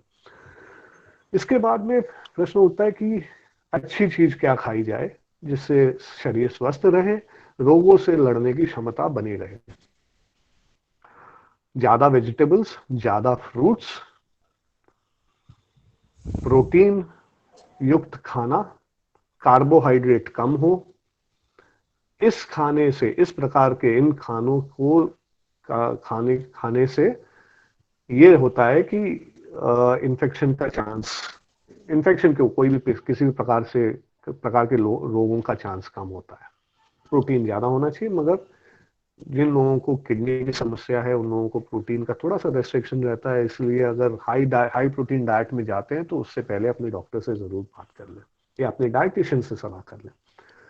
खाने के अंदर में और क्या क्या चीजें हैं जो कि शरीर के सेहत को बेटर करती है? Vitamin A, vitamin D, vitamin E, vitamin B6, zinc, vitamin C, ये वाली कुछ एक वस्तुएं हैं जिससे इम्यूनिटी बढ़ती है। कैन बी फॉर इम्यूनिटी बढ़ती है, again I am using that word, but इस इन सब से इन्नेट इम्यूनिटी, इन सब से शरीर की प्रतिरोधक क्षमताएं बेटर होती है। तो ये चेष्टा करनी चाहिए कि ये आपके खाने में हो, और अगर खाने में नहीं हो तो आप अलग से इन सब विटामिन का दवाई या सप्लीमेंट कुछ महीनों तक ले सकते हैं। फिर सलाह के बाद में आप अपने डॉक्टर से सलाह करके ही ये दवाइयां लीजिएगा, दवाई नहीं, ये सप्लीमेंट्स लीजिएगा, ताकि इससे अगर आपको कुछ हानि होने का रहे तो वो आपको बता सके। ठीक है, तो ये आपको इसके बारे में you should actively think about it. इसके साथ में ऐसी कुछ खाने की चीजें होती है जैसे कि ओमेगा 3 मछलियों में होती है। वेजिटेरियन फूड सोर्स में ओमेगा 3 सबसे ज्यादा होता है फ्लैक्स सीड ऑयल में। Flax seed oil easily available है, फ्लैक्स सीड अवेलेबल है, अलसी नाम से हिंदी में जाना जाता है। ये इसको आप ज्यादा मात्रा में कंज्यूम करें। ये इसकी एंटी इंफ्लेमेटरी प्रॉपर्टी रहती है, ये इन्फ्लेमेशन कमाता है, शरीर के लिए अच्छा होता है, ये लेना चाहिए। ये याद रखिए कि कोविड-19 एक विचित्र प्रकार की बीमारी है, ये नई बीमारी है, इसके बारे में इतना समय हमें मालूम नहीं था। पिछले 6 महीनों में काफी कुछ जाना गया है और भी बहुत कुछ जानना बाकी है, मगर जो जाना गया है वो ये है कि इसके 20 से 40% लोगों को संक्रमण होने के बावजूद लक्षण नहीं होते हैं, जिनको कहा जाता है कि एसिम्प्टोमेटिक करियर है। इनका शरीर में ये घुस जाता है, संक्रमण घुसने के बावजूद लक्षण पैदा नहीं होते हैं, या इतने मामूली से होते हैं कि व्यक्ति को पता ही नहीं चलता है कि उनको ये संक्रमण हुआ है। जिन लोगों को संक्रमण होने के बाद में लक्षण होते हैं उनके सबसे कॉमनेस्ट लक्षण, सबसे ज्यादा लक्षण क्या चीज पाया जाता है? बुखार। सबसे कॉमन यही है, बुखार। बुखार के साथ में गले में खराश, गले में दर्द, खांसी आना, नाक जाम होना, छींके आना, और जब ये थोड़ा बढ़ जाता है तो सांस की तकलीफ होनी। ये सबसे कॉमनेस्ट सिम्टम्स है। अनकॉमन या थोड़े कम कॉमन जो पाए जाते हैं वो ये है कि थोड़ा सा डायरिया जैसा होना, पतले स्टूल्स लगने। कुछ लोगों का, बहुत सारे लोगों का sense of smell and taste new onset, सूंघने की क्षमता, खाना खाते हैं तो टेस्ट इम्पेयर्ड हो जाता है, ये भी होता है। कुछ लोगों का आंखों का इरिटेशन हो जाना, ये भी होता है। बहुत कम ऐसे भी लोग हैं जिनके हार्ट के ऊपर में ये इफेक्ट करता है तो धड़कन को बढ़ाता घटाता है, ये भी होता है। कुछ लोगों का ब्रेन को अटैक करता है तो उन लोगों की कॉन्शियसनेस लेवल कम हो जाती है। कुछ लोगों की किडनी इफेक्टेड होती है, कुछ लोगों का स्किन रैशेस हो जाता है। तो ये वाले सिम्टम्स पाए जाते हैं, मगर मोस्ट कॉमन सिम्टम होता है बुखार, खांसी, फेफड़ों सांस फूलना, छाती में हल्का फुल्का दर्द होना, यही सबसे कॉमनेस्ट सिम्टम पाए जाते हैं। गले में खराश। तो अगर किसी को भी आने वाले कुछ महीने सालों तक, 1-2 साल तक, अगर किसी को भी बुखार थोड़ा भी हो, फैक्ट्री नहीं आना है, ऑफिस नहीं आना है, घर पे ही रहना है, अकेले रूम में रहना है, किसी को आसपास नहीं आने देना है, और अपने डॉक्टर से इमीडिएटली सलाह लेनी है। देखिए, ये इसलिए नहीं बोल रहा हूँ कि आप डॉक्टर्स का फीस भरे, not that is not the, if your doctor is your friend, he would mind you calling him repeatedly, and आप आपके डॉक्टर से रेगुलर सलाह करते रहिए। जब भी अगर आप ये देखें कि आपको हल्का भी बुखार जैसा लग रहा है, बेटर है कि आप, और आजकल तो गवर्नमेंट ने अलाउ कर दिया कि आप ऑनलाइन फोन के माध्यम से आप अपने डॉक्टर से सलाह कर सकते हैं। पहले ये अलाउड नहीं था, अब ये अलाउड हो गया है। तो आप सलाह ले लीजिए, मगर सबसे पहला कार्य ये करना है कि आप ना ऑफिस जाएंगे, ना फैक्ट्री जाएंगे, और आप अपने रूम में अकेले रहेंगे जब तक इस चीज का विश्लेषण ना हो जाए कि ये किस चीज का बुखार है, क्यों आया है। तब तक आप आइसोलेटेड रहिए। क्यों? इसलिए कि भाई, एक बार अगर किसी को होता है, इससे दूसरे को फैलता बहुत जल्दी है। संक्रमण की ये जो जो सीक्वेंस है, जो चेन ऑफ ट्रांसमिशन, इसको तोड़ना है ताकि कम लोगों को ये संक्रमण हो। तो ये हो गया सिम्टम्स। कुछ लोगों को बहुत कमजोरी आती है, कुछ लोगों का एपेटाइट चला जाता है, थोड़ा सा कुछ करते ही एकदम थक जाते हैं। कुछ लोगों का संक्रमण खत्म होने के बाद में भी ये वीकनेस, टायर्डनेस कई कई महीनों तक चल सकता है, ये भी होता है। तो सबसे पहला काम यही करना है। अच्छा, ये हो गया कि कोई व्यक्ति ऑफिस आ गए, फैक्ट्री आ गए, आने के बाद में लग रहा है कि बुखार हो गया। देखिए, आप जब घुसेंगे तो एक टेम्परेचर आपका चेक होगा ऑफिस में या फैक्ट्री में। उस समय हो सकता है कि आपको बुखार ना हो, मगर आप बैठे हैं और वहां पे आपको ऐसे लग रहा है, तो आप तुरंत खबर करिए, तुरंत जाइए, खुद टेम्परेचर अपना चेक करिए। अगर 99 भी हो आपका टेम्परेचर, इसका मतलब है आपको बुखार है। तुरंत आप घर चले जाइए, रहिए नहीं। तुरंत आपके एचआर मैनेजर या आपके सीनियर मैनेजमेंट में किसी को भी खबर करिए कि देखिए बुखार है मुझे, और मैं, और आपको ये अलाउ किया जाएगा कि आप घर जाइए। ये आपके दायित्व के क्षेत्र में आता है कि आपको अपने सेहत की सुरक्षा तो रखनी ही है, करनी ही है। आपको अपने सहपाठी, आपके सहकर्मी की सेहत की भी सुरक्षा की जिम्मेदारी आपकी है।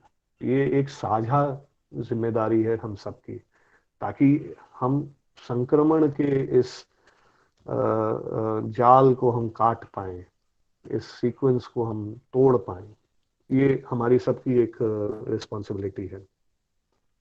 कुछ एक प्रश्नावली मुझे मिसेस अग्रवाल ने भेजा था, तो उसमें से मैं देख रहा हूं कि देखिए, सिम्टम्स और होते हैं, किसी भी तबीयत खराब हो सकती है, किसी की गलती नहीं है। अभी जो हो रहा है, हम लोग जो देखते हैं, पेशेंट को बुखार हुआ है, हम कहते हैं कि भाई आप कोविड का टेस्ट करा लीजिए। लोग डरने लग गए हैं। कोविड नहीं, नहीं, आप बाकी सारा करा लीजिए, कोविड मत कराइए, बड़ा झमेला होगा, आस पड़ोस के लोग परेशान करेंगे, स्वास्थ्य भवन वाले लोग आकर के परेशान करेंगे, थाने वाले लोग आ जाएंगे।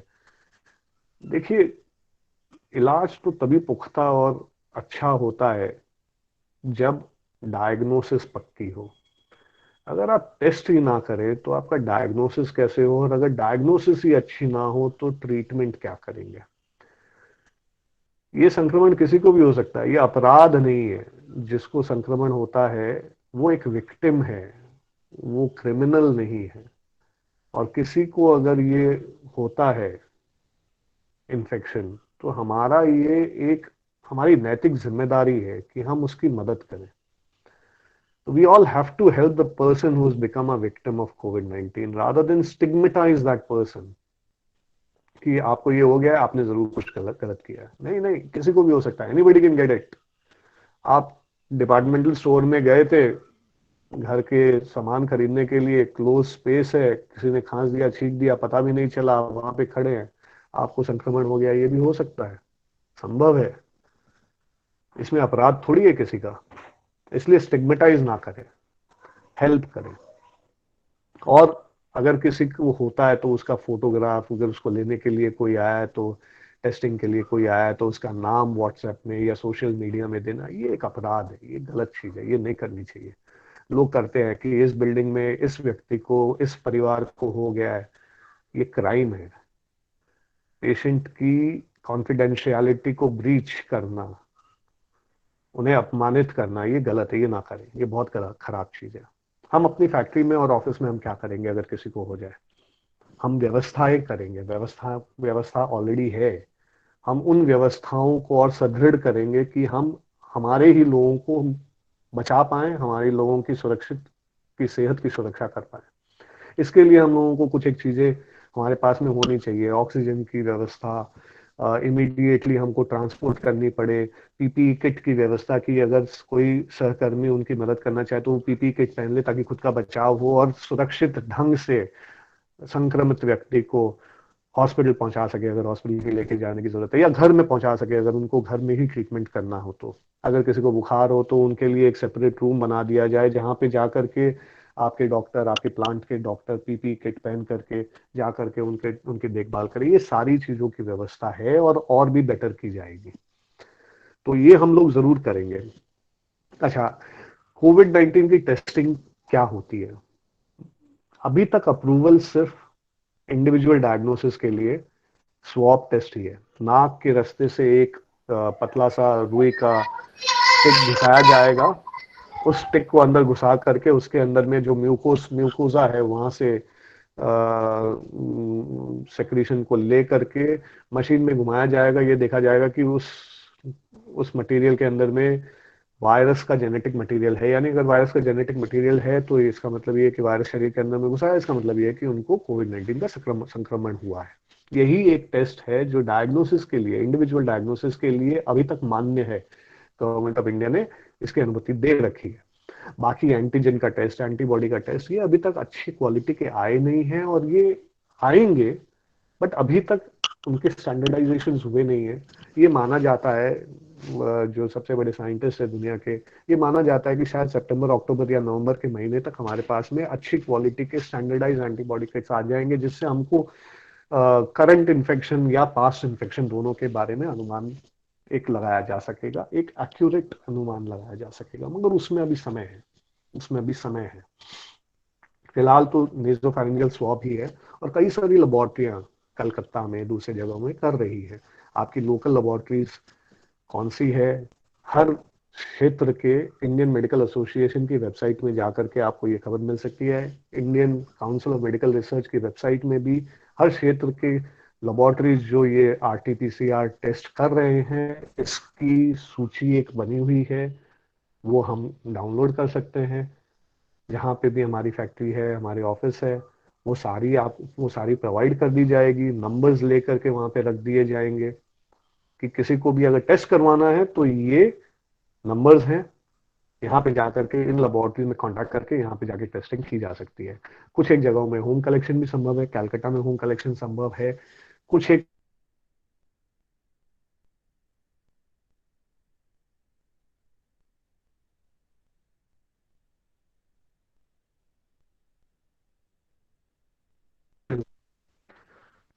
तो टेस्टिंग के लिए कम लेबोरेटरीज ही है, टेस्टिंग की कम लेबोरेटरीज है जो कि अप्रूव्ड है, और नई नई लेबोरेटरीज का अप्रूवल आ रहा है। सरकार इसके लिए काम कर रही है, बहुत तेजी से काम कर रही है। इतना आसान नहीं है इस टेस्ट को करना, क्योंकि सैंपल जब आता है उसके अंदर में वायरस होता है। उस वायरस को ठीक से अगर प्रोसेस ना किया जाए तो जो टेस्ट कर रहा है, जो व्यक्ति बैठा है, टेक्नीशियन बैठा है, डॉक्टर बैठा है, उनको भी संक्रमण का खतरा रहता है। इसलिए वायरस का वो जो सैंपल आता है उसको यूज करना, उसको डिस्कार्ड करना, उसको डिस्पोज करना, इन सब की एक नियमावली होती है। उस नियमावली को फॉलो करना पड़ता है, इसलिए इतना आसान नहीं है। क्रिटिसाइज करना बहुत आसान है कि अभी तक इतना टेस्ट क्यों नहीं हो रहा है, अभी तक हमारे पास में इतने सरंजाम कर नहीं पाए हैं, ऐसा क्यों?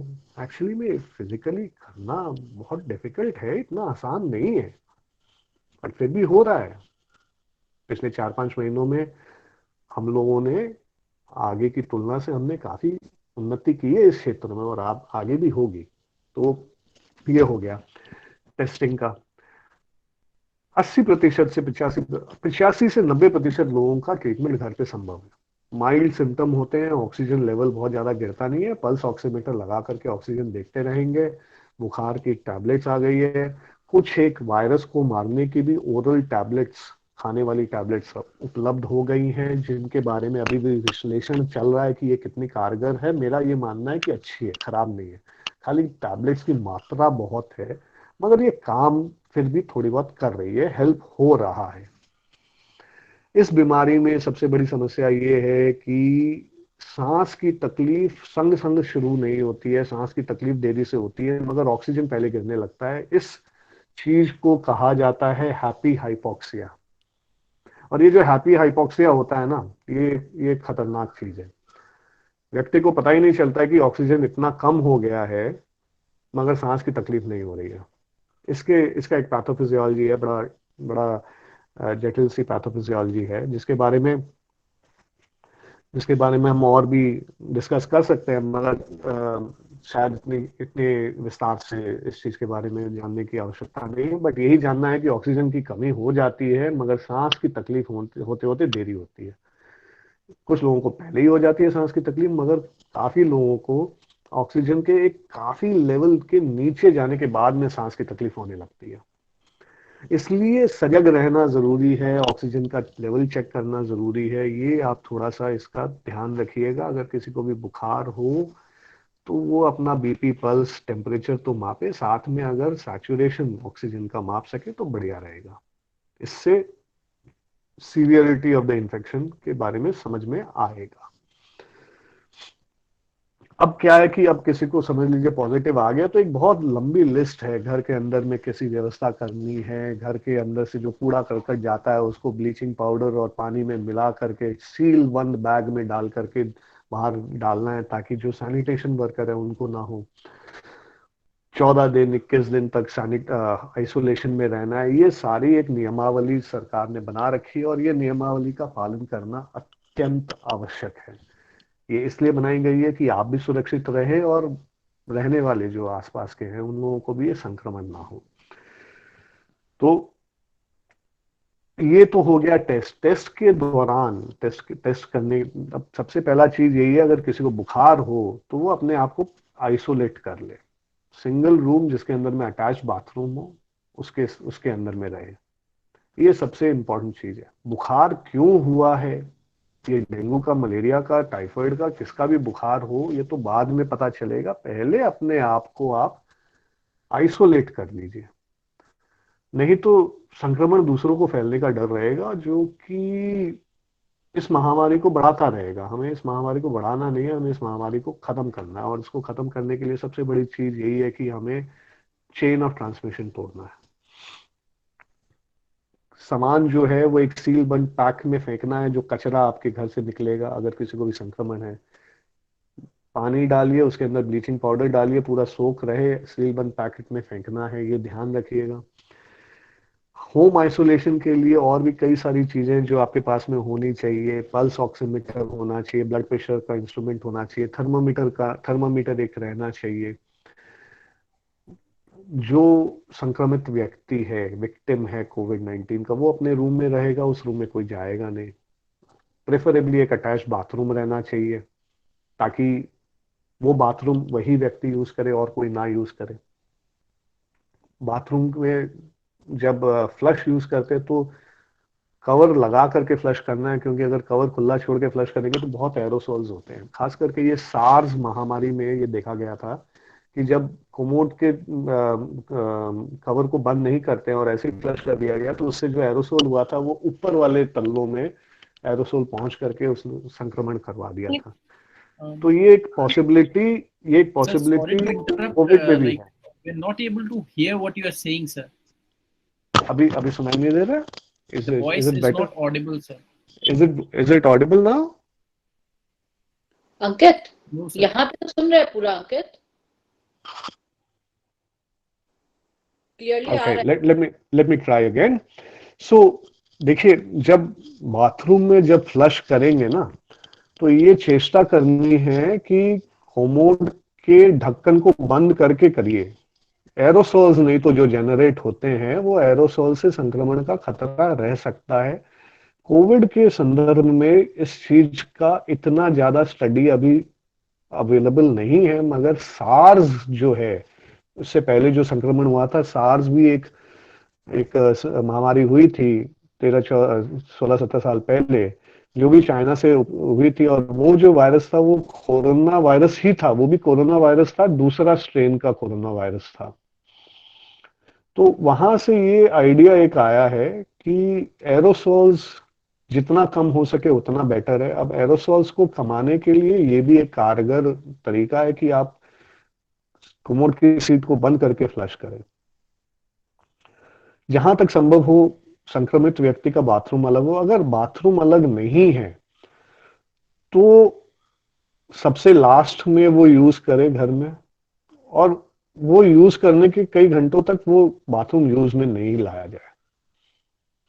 और बाथरूम का क्लीनिंग का सिस्टम वही है, लाइजॉल से, फिनाइल से, या फिर ब्लीचिंग पाउडर 10 ग्राम्स और 7 to 10 ग्राम्स पर लीटर ऑफ वाटर, उसके अंदर वो लिक्विड यूज करके पूरा सैनिटाइज करके ही उस बाथरूम का व्यवहार यूज किया जाए। ऑफिस के लिए भी यही है। ऑफिस का भी कॉमन सर्फेसेस को क्लीन करने के लिए bleaching powder is a good enough agent. बाकी बहुत सारी फॉगिंग मशीन्स अवेलेबल है, आप लोगों के फैक्ट्रियों में यूज भी हो रही है, जिससे सोडियम हाइपोक्लोराइट या फिर विभिन्न प्रकार के फॉगिंग के लिए जो लिक्विड्स आती है वो डाल करके फॉगिंग करते हैं, जो काफी इफेक्टिव होती है। ये वाली चीजें हम लोग यूज कर सकते हैं। प्रोसेसेस जो बनाने हैं जो ऑलरेडी इन प्लेस है, वो ये है कि अगर ऑफिस में या फैक्ट्री में किसी व्यक्ति का बुखार पाया जाए, या फिर ये पता चले कि किसी एक विशेष व्यक्ति विशेष को संक्रमण हुआ है, तो जब से वो संक्रमण उनमें पाया गया, उस दिन से 14 दिन पीछे तक जो जो व्यक्ति संक्रमित व्यक्ति के क्लोज कांटेक्ट में था, उसका एक कांटेक्ट ट्रेसिंग होगा, नाम लिखा जाए, मतलब एक लिस्ट बनाई जाएगी, एक सूची बनाई जाएगी कि कौन कौन उनके कांटेक्ट में था, और उन लोगों को, उन लोगों का भी टेस्टिंग हो, उन लोगों का भी मॉनिटरिंग क्लोजली किया जाए, ताकि जो लोग भी कंटामिनेट, जो लोग भी इंफेक्टेड हो, उन लोगों का कारगर ढंग से समयबद्ध तरीके से उन लोगों का डायग्नोसिस एंड ट्रीटमेंट हो पाए। ये एक प्रोसेस है जो इम्प्लीमेंटेड है, और इसको भी हम लोग और बेटर कर लेंगे। Even we can improve upon this also. So ये हो गया मोटा मोटी, समझ लीजिए कि पर्सनल प्रोटेक्शन इक्विपमेंट से लेकर के सेहत को और अच्छा करना, उसके लिए क्या करना, कैसे घर से बाहर निकलना, घर के अंदर घुसे तो उस समय में क्या किया जाए, ये सारी चीजें हो गई। टेस्टिंग के देखिए देखिए जगह जगह पे लेबोरेटरीज अवेलेबल है, उनकी लिस्ट, टेस्टिंग के लेबोरेटरीज की लिस्ट भी अवेलेबल है। वो और भी बना करके अगर किसी को इंटरेस्ट है तो वो दे दी जाएगी, वो अवेलेबल होगी। फैक्ट्री के, ऑफिस के कोविड के जो इंचार्ज रहेंगे, जो कोविड सेफ्टी रूम के, कोविड सेफ्टी की जो टीम रहेगी, उनके पास में रहेगी। कहाँ कहाँ भर्ती, hospitalization is a major issue right now, hospitals में बेड अवेलेबल नहीं है, इसलिए यही चेष्टा की जा रही है कि माइल्ड केसेस या मॉडरेट केसेस को भी घर पे ट्रीट किया जाए। जिन लोगों के मॉडरेट टू सीवियर है, उन लोगों को हॉस्पिटलाइज करे, नहीं तो माइल्ड केसेस को घर पे ही मैनेज करे। मेरे कोविड के पेशेंट्स में घर पे ही ट्रीट कर रहा हूँ। बहुत कम लोग हैं जिन लोगों को भर्ती करना पड़ता है। एक ऐसी लिस्ट भी है जिसमें ये दिया हुआ है कि कैसे कैसे लोग हैं, कैसे ऐसे कौन कौन लोग हैं जिन लोगों को संक्रमण अगर हो तो उनका कॉम्प्लिकेशन होने का चांस ज्यादा रहेगा। वो लिस्ट भी अवेलेबल है, वो मैं आपके एचआर डिपार्टमेंट को मैं दे दूंगा। उसके अंदर में देख लिया जाएगा कि कौन कौन लोग हैं जिनमें ये फीचर्स अगर है तो उनका कॉम्प्लिकेशन का रिस्क ज्यादा है। तो उन लोगों को हम लोग एक दूसरे ढंग से प्रोडक्टिव लेबर में ला सकते हैं कि शायद वर्क फ्रॉम होम कर दिया जाए, या फिर ये भी कर सकते हैं कि वी कैन उन लोगों का वर्क कार्यशैली को मॉडिफाई करे ताकि उन लोगों का रिस्क कमा सके, एक्सपोजर का रिस्क कमा सके। तो ये एक लिस्ट अवेलेबल है। हर एक व्यक्ति अपना मेडिकल कंडीशंस अगर एचआर डिपार्टमेंट के साथ में बता करके रखे तो ये भी पता रहेगा कि किसको क्या है और उनके कॉम्प्लिकेशन होने के रिस्क क्या है। तो ये वाली सारी चीजें हम लोग कर सकते हैं। एक क्वेश्चनेयर है, जो क्वेश्चनेयर सारे सबको फिल करके दे सकते हैं हर हफ्ते। रेस्पिरेटरी क्वेश्चनेयर है जो फिल करके दे सकते हैं कि उनको कोई सिम्टम हो रहा है या नहीं, वो लिख सकते हैं। या फिर एक क्वेश्चनेयर है जो कि जिससे बेसलाइन हेल्थ की स्टेटस के बारे में हमको पता चल जाएगा। ये इसलिए किया हुआ है कि हमको सब कोई को मिल करके ये तय करना है कि हमें हमारे लोगों को, हमारे सहकर्मियों को ना ही ये संक्रमण हो, और अगर हो तो वो सेफ रहे, उनसे लोगों को दूसरों को ना हो, और उनको भी जिनको हो गया है उनका डायग्नोसिस, इलाज बढ़िया ढंग से समयबद्ध तरीके से किया जा सके। इसके बाद में अगर आपको कुछ बताना है या कुछ पूछना है तो I would invite questions. Shruti ji, आप doctor, if there is anything.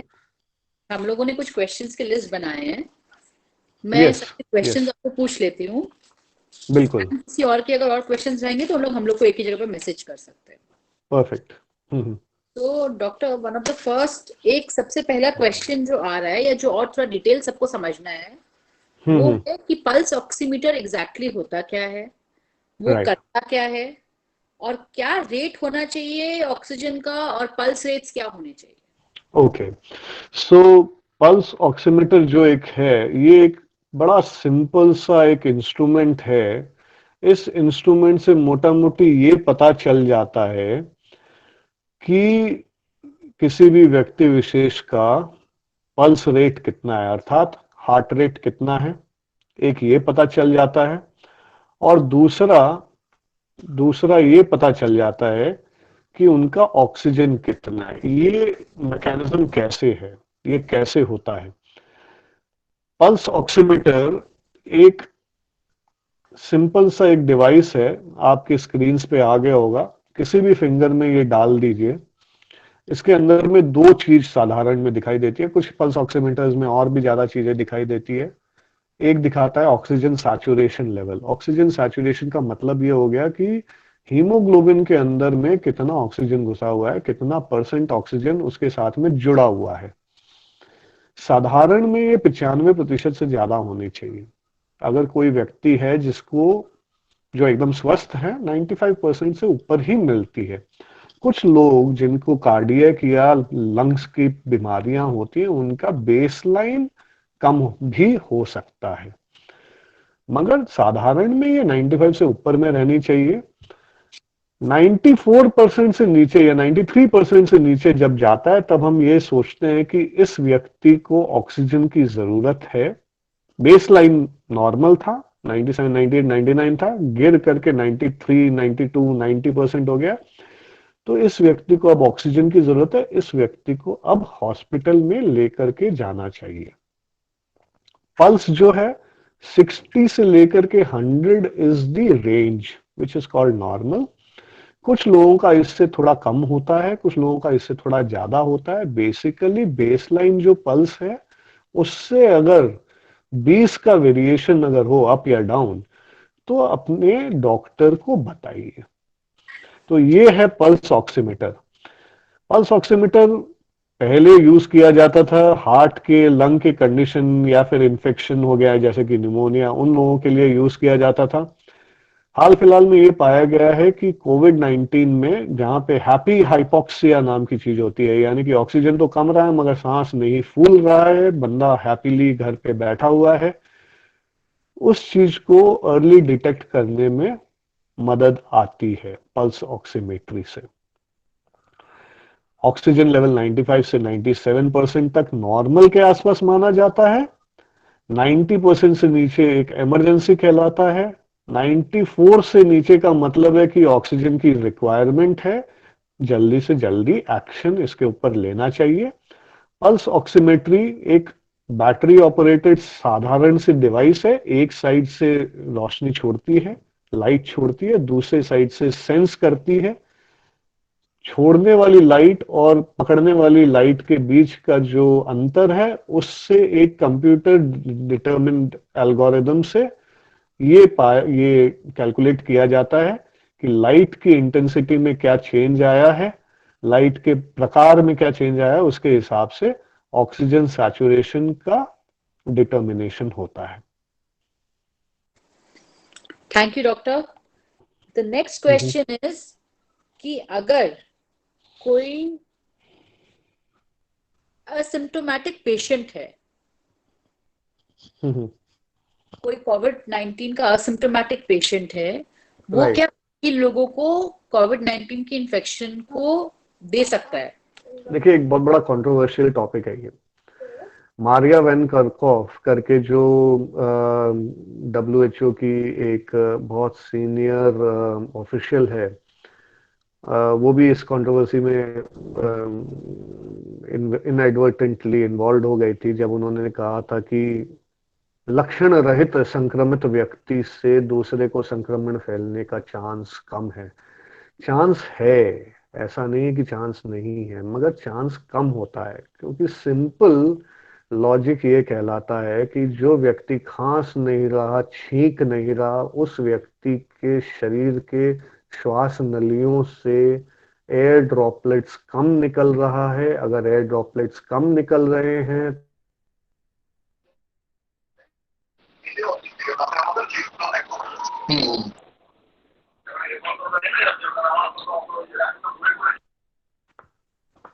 Sorry, मेरे ख्याल से डिस्टरबेंस हो गया था, लेट मी रिपीट इट।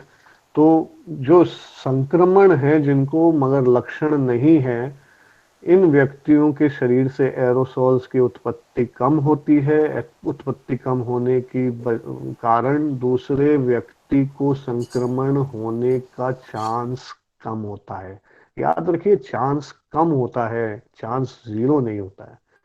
चूंकि एयरबॉर्न वायरस है, the simple act of speaking, screaming, shouting can generate some aerosols coming out from the mouth, जिसके अंदर वायरस है जो कि वातावरण में घूम रहा है और किसी दूसरे के शरीर के अंदर घुस सकता है।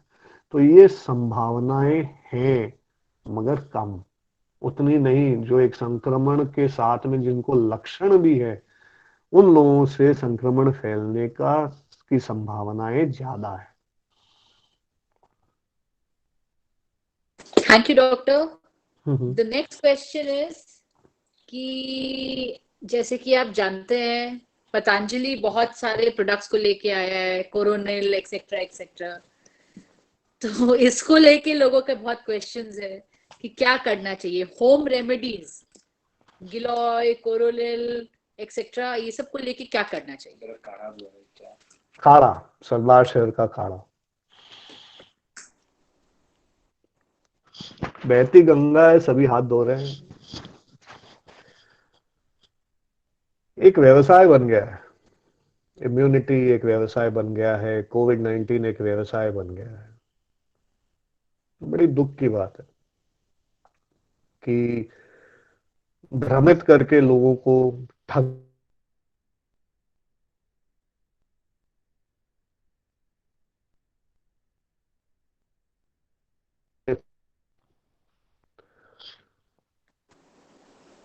इसलिए भ्रमों में ना फंसे। इंडियन इंस्टीट्यूट ऑफ साइंस वालों ने एक वेबसाइट बनाई है, मैं वेबसाइट का लिंक आपको दे दूंगा श्रुति जी। साइंटिफिकली प्रूवन जो चीजें हैं वही करनी चाहिए। Science is a work in progress, it is not set in stone. जो आज हमें मालूम है, हमें कल उससे कहीं ज्यादा मालूम होगा, परसों हमें कल से ज्यादा मालूम होगा, तरसों हमें परसों से ज्यादा मालूम होगा। और जैसे जैसे ज्ञान बढ़ेगा वैसे वैसे उसका इम्प्लीमेंटेशन बढ़ेगा।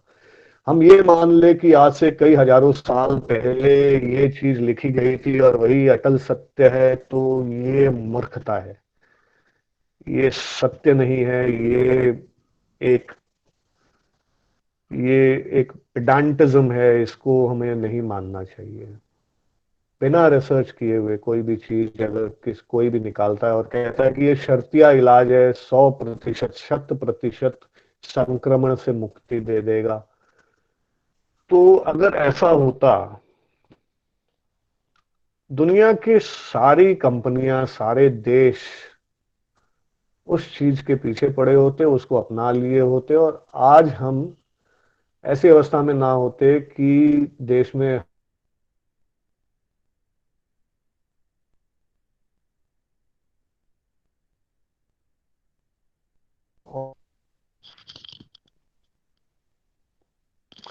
और कई सैकड़ों लोग अपनी जान खो रहे हो। इससे ज्यादा कुछ कहना कहना औचित्य से बाहर है। जो करे established scientific organizations, world health organization हो, चाहे center of disease control Atlanta हो, चाहे Indian council of medical research हो, या इंडियन इंस्टीट्यूट ऑफ साइंस के जो वैज्ञानिकों ने समूह बनाया है, कोरोना के बारे में जो भ्रांतियां फैली हुई है उनको हटाने की, उन लोगों की बात सुने। आखिर तो कई लोग आएंगे जाएंगे, भाभी जी पापड़ भी बेच रहे हैं और कहते हैं कि एंटीबॉडी बन जाती है उससे। नहीं, ये वाली चीजें ये नहीं करनी है, हमें भ्रांतियों में नहीं फंसना है, हमें साइंस का दामन नहीं छोड़ना है, प्रॉपर साइंस का दामन नहीं छोड़ना है। Doctor, on the last question, pulse oximeter पे they want to ask another thing कि आप कोई पर्टिकुलर ब्रांड या कोई पर्टिकुलर, अभी इतने पल्स ऑक्सीमीटर भी अवेलेबल है तो समझ में नहीं आता है कि कौन सा अच्छा पल्स ऑक्सीमीटर। जैसे मैं कह रहा था ना, बहती गंगा है सभी हाथ धो रहे हैं। बहुत सारे इनएक्यूरेट भी आ रहे हैं। देखिए, हम लोग ओडेन नाइडेक हम लोग हमेशा यूज करते थे, मैं नाइडेक पिछले 10 सालों से यूज कर रहा हूँ, and I am very happy with it, I am very very happy with it, it has never failed me. अभी तो ये अवस्था है कि मिल नहीं रहा है, जो मिले वही सही है, लगा करके रखिए, उसी को यूज करिए। उसमें से अगर 3-4% ड्रॉप भी हो तो अपने डॉक्टर को खबर कर लीजिए, क्योंकि अभी now now it's not there in the market, right, it's not available right now, and hence. Sorry, just to interrupt you, सबको हाँ, बोलने के बोलिए। लिए, हम लोगों ने काफी स्टॉक नाइडेक के उठा लिए हैं या हम लोग के आने वाले हैं, तो कंपनी में जिसको भी चाहिए दे कैन एक्चुअली कॉन्टैक्ट गौरव अग्रवाल और वो आप लोग के लिए अरेंज कर देंगे। That's very good to hear. Thank you so much. That's a good thing which you're doing. Great. Doctor, next question है, ये एक्चुअली हम लोग के जनरल क्वेश्चन से ही था कि अभी ये जो सैनिटाइजर का चलन हो गया है, लोगों के दिमाग में बैठ गया है कि हैंड वॉश है बेटर है सैनिटाइजर, बैठे बैठे ही हो जाता है। प्लस हम लोग का जिस टाइप का काम है उसमें काफी लोगों के हाथ में ग्रीस ऑयल लगा हुआ रहता है, तो इसको अगर आप थोड़ा और एलैबोरेट करेंगे तो अच्छा। हैंड सैनिटाइजर उन्हीं लोगों के लिए है जिनके हाथ साफ हो, जिनके हाथ में गंदगी, फिजिकल गंदगी जो दिखाई देती है वो ना लगी हुई हो, उन्हीं लोगों के लिए है। अगर आपके हाथ में ग्रीस लगा हुआ है, अगर आपके हाथ में और कोई केमिकल लगा हुआ है, या फिर आपका खाना ही लगा हुआ है, उसके ऊपर आप हैंड सैनिटाइजर लगा करके पूरा क्लीन नहीं कर पाएंगे, ये गलत है। Hand sanitiser is a temporising measure. आपको आपका हाथ तो धोना ही पड़ेगा और प्रॉपर तरीके से धोना पड़ेगा, ग्रीस नहीं लगा हुआ होना चाहिए हाथ में।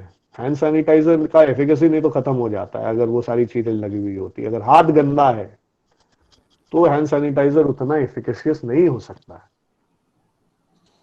और ये नहीं सिर्फ कोविड-19, ये दूसरे संक्रमणों को भी न्योता देता है। इसलिए हैंड वॉशिंग, हैंड सैनिटाइजेशन हमारे अस्पतालों में, ये आज की बात नहीं है, कई कई सालों की बात है, हमारे अस्पतालों में रोगियों को हाथ लगाने से पहले, और खास करके आईटीयू आईसीयू के अंदर में, हाथ लगाने से पहले रोगियों को हैंड सैनिटाइजर लगा करके ही हाथ लगाने का नियम है। कोई पालन करे ना करे वो गलत है, ना करे वो गलत है, मगर नियम तो यही है कि हैंड सैनिटाइजर लगा करके हाथ लगाना है। मगर याद रखिए, ये क्लीन हाथ में हैंड सैनिटाइजर लगाना है, गंदे हाथों में हैंड सैनिटाइजर नहीं लगा के होता है। गंदे हाथ में खून लग गया, जा करके पहले हाथ धोना है साबुन से, उसके बाद में हैंड सैनिटाइजर लगा करके रोगियों के हाथ लगाना है।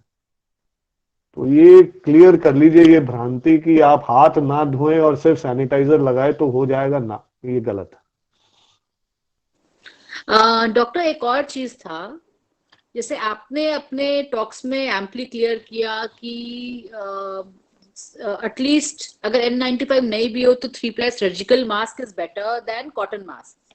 लेकिन हम लोग का जिस टाइप का सेटअप है एंड इतने बड़े यूनिट्स है, उसमें हर टाइम पर इतने सर्जिकल मास्क देना डिस्पोजल के लिए पॉसिबल नहीं है। संभव नहीं है, संभव नहीं है, बिल्कुल बिल्कुल सही बात है। इतने 3-ply तो डिस्पोजेबल मास्क बन ही नहीं रहे हैं, कहाँ से मिलेंगे? तो हम लोग कॉटन मास्क सबको प्रोवाइड कर रहे हैं। अच्छी बात है। हाँ, इसमें जो क्वेश्चन था कि नॉर्मली एक आदमी जब ड्यूटी पे जाता है, जैसे आपने बोला, वो अपना कॉटन मास्क ध्यान से लगाएगा बिना फ्रंट पार्ट पे हाथ दिए, जब आएगा उसको अच्छे से खोलेगा बिना फ्रंट पार्ट पे हाथ दिए। बिल्कुल। नाउ उसको खोल के क्या करेगा? खोल के देखिए, अगर वो किसी सरफेस पे उसको रखेगा, इज दैट ओके? उसको नो, कैसे रखना चाहिए? उसको नो, क्या क्या ट्रीटमेंट करना चाहिए? घर में गए, घर जाने के बाद में मग में डिटर्जेंट डालिए, वाटर डालिए, उसी के अंदर सीधा उसको डाल दीजिए, सोक करके रखिए 3-4-5 मिनट 10 मिनट, उसके बाद में अच्छे से धो करके सुखा दीजिए। ये रियूजेबल मास्क है, इनको सीधा सीधा धो देना है, उनको रखना नहीं है। हाँ, यूज मास्क को हम लोग किसी सरफेस को टच नहीं करा सकते। नहीं कराना है, नहीं कराना है, क्योंकि वो सरफेस भी कंटामिनेटेड हो जाएगा। इसलिए सीधा सीधा मग में डालिए, डिटर्जेंट डालिए, पानी डालिए, धो लीजिए, सोक करने के बाद में 5-10-15-20 मिनट, जितने जितने मिनट भी सोक कर लीजिए, उसके बाद उसको धो लीजिए तुरंत। किसी भी डिटर्जेंट को यूज करिए, किसी भी साबुन को यूज करिए, all are equally effective. Medicated soap ही होना जरूरी नहीं है, ऑल आर इक्वली इफेक्टिव। साबुन होना चाहिए, वायरस उसी से मर जाएगा। मगर ये उठा करके आपने बाहर रख दिया, आपके ड्राइंग रूम में गए हैं, सोफे के ऊपर में रख दिए हैं, ये तो संक्रमण को न्योता देना है। घर के दूसरे लोग हाथ लगाएंगे, उनको हो जाएगा। उस सरफेस को कंटामिनेटेड हो गया है, वहां पे जाकर के कोई बैठा और उसका हाथ वहां पे गिरा, उसके बाद में मुंह पे लगा लिया हाथ, उनको हो जाएगा। ये मास्क हर जगह खोल करके रखने के लिए नहीं है। जो मास्क पहना गया है, उस मास्क को या तो फेंकना है अगर वो डिस्पोजेबल मास्क है, या फिर उसको सैनिटाइज करने के लिए सीधा सीधा रख देना है। अगर अल्ट्रावायलेट चेम्बर यूज कर रहे हैं 95 मास्क के लिए, जैसे कि हम लोग यूज करते हैं हॉस्पिटल में, या तो अल्ट्रावायलेट चेम्बर में डाल देना है। और अगर ये रीयूजेबल कॉटन मास्क है, रीयूजेबल मास्क है, तो उनको खोल करके सीधा धोने में डालना। हर जगह नहीं रख सकते हैं, बिल्कुल ही गलत होगा। Perfect, thank you doctor. Next question आपने ऑलरेडी आंसर किया था बट मे बी मिस कर दिया, कि अगर कोई चीज बाहर से आती है, कोई डॉक्यूमेंट, कोई पार्सल, कोई भी चीज, तो उस केस में उसको कितना देरी अलग रहने से उसमें से वायरस खत्म हो जाता है, या उसको कैसे ट्रीट करना चाहिए? और इसके साथ साथ एक दूसरा क्वेश्चन भी था कि अगर कोई विजिटर आता है या कोई डिलीवरी वाला आता है, तो उनसे हमको कैसे इंटरेक्ट करना चाहिए? देखिए, पहले तो डिलीवरी वाले की बात कर लेते हैं। डिलीवरी वाला कोई भी आए तो आप 6 फीट की दूरी मेंटेन करें, आप अपना मास्क पहन करके रखें, और उनके साथ में इंटरेक्शन के पहले और इंटरेक्शन के बाद में आप अपना हैंड सैनिटाइज करें, ये अनिवार्य है। इन सब चीजों का कोई विकल्प नहीं है, ये करना ही है। उनके हाथ से अगर आप कोई सामान ले रहे हैं, तो मैंने जैसे कर रखा है कि घर के बाहर में आप एक ट्रे रखिए, जिसको आप कंटामिनेटेड ट्रे बोलेंगे, उसके अंदर में जो भी सामान आया उसमें रख दिया गया। वहां पे पड़े पड़े उसी सामान को सैनिटाइज करिए। उसको सैनिटाइज करने के लिए आप सरफेस डिसइंफेक्टेंट जैसे कि लाइजॉल यूज कर सकते हैं, या फिर उसको आप, अगर वो खाने का सामान नहीं है, अगर वो बहुत हार्ड प्लास्टिक टाइप की चीज है या कार्डबोर्ड टाइप की चीज है, आप उसको ब्लीचिंग पाउडर एंड पानी, 5-7 से 10 ग्राम ब्लीचिंग पाउडर को पानी में मिला करके एक ब्लीचिंग लिक्विड बना करके, उससे आप कपड़े से उससे पहुंच करके सूख जाने के बाद में आप अंदर ले सकते हैं। या फिर अगर वो सारी चीजें उस चीज पर्टिकुलर चीज के लिए संभव नहीं है, उसमें पानी नहीं लगा सकते हैं, 3 से 4 दिन के लिए आप छोड़ दीजिए, घर के किसी कोने में रख दीजिए जहाँ पे कोई आता जाता नहीं है, वायरस अपने आप खत्म हो जाएगा। वायरस अपने आप खत्म हो जाएगा, आपको जरूरत ही नहीं पड़ेगी कि आप उसको अलग से सैनिटाइज करें। पैकेट्स जो आते हैं, पार्सल्स जो आते हैं, इन सब चीजों से बहुत कम रिस्क है संक्रमण फैलने का। पूरा इस चीज के बारे में आइडिया आज तक नहीं हुआ है। आज तक ऐसे केस रिपोर्ट्स इतने नहीं आए हैं कि इनसे इन्फेक्शन हुआ है। मगर मगर जर्मनी में एक ऐसा केस हुआ था संक्रमण महामारी के शुरुआती महीनों में। चाइना से एक फीमेल वर्कर गई थी जर्मनी में, वहां पे वो अ, उस फैक्ट्री के कैंटीन में बैठ के खाना खाई थी। उस समय में उनको संक्रमण था, लक्षण नहीं था, इसलिए पता नहीं था कि ये संक्रमित महिला है, संक्रमित पीड़िता है।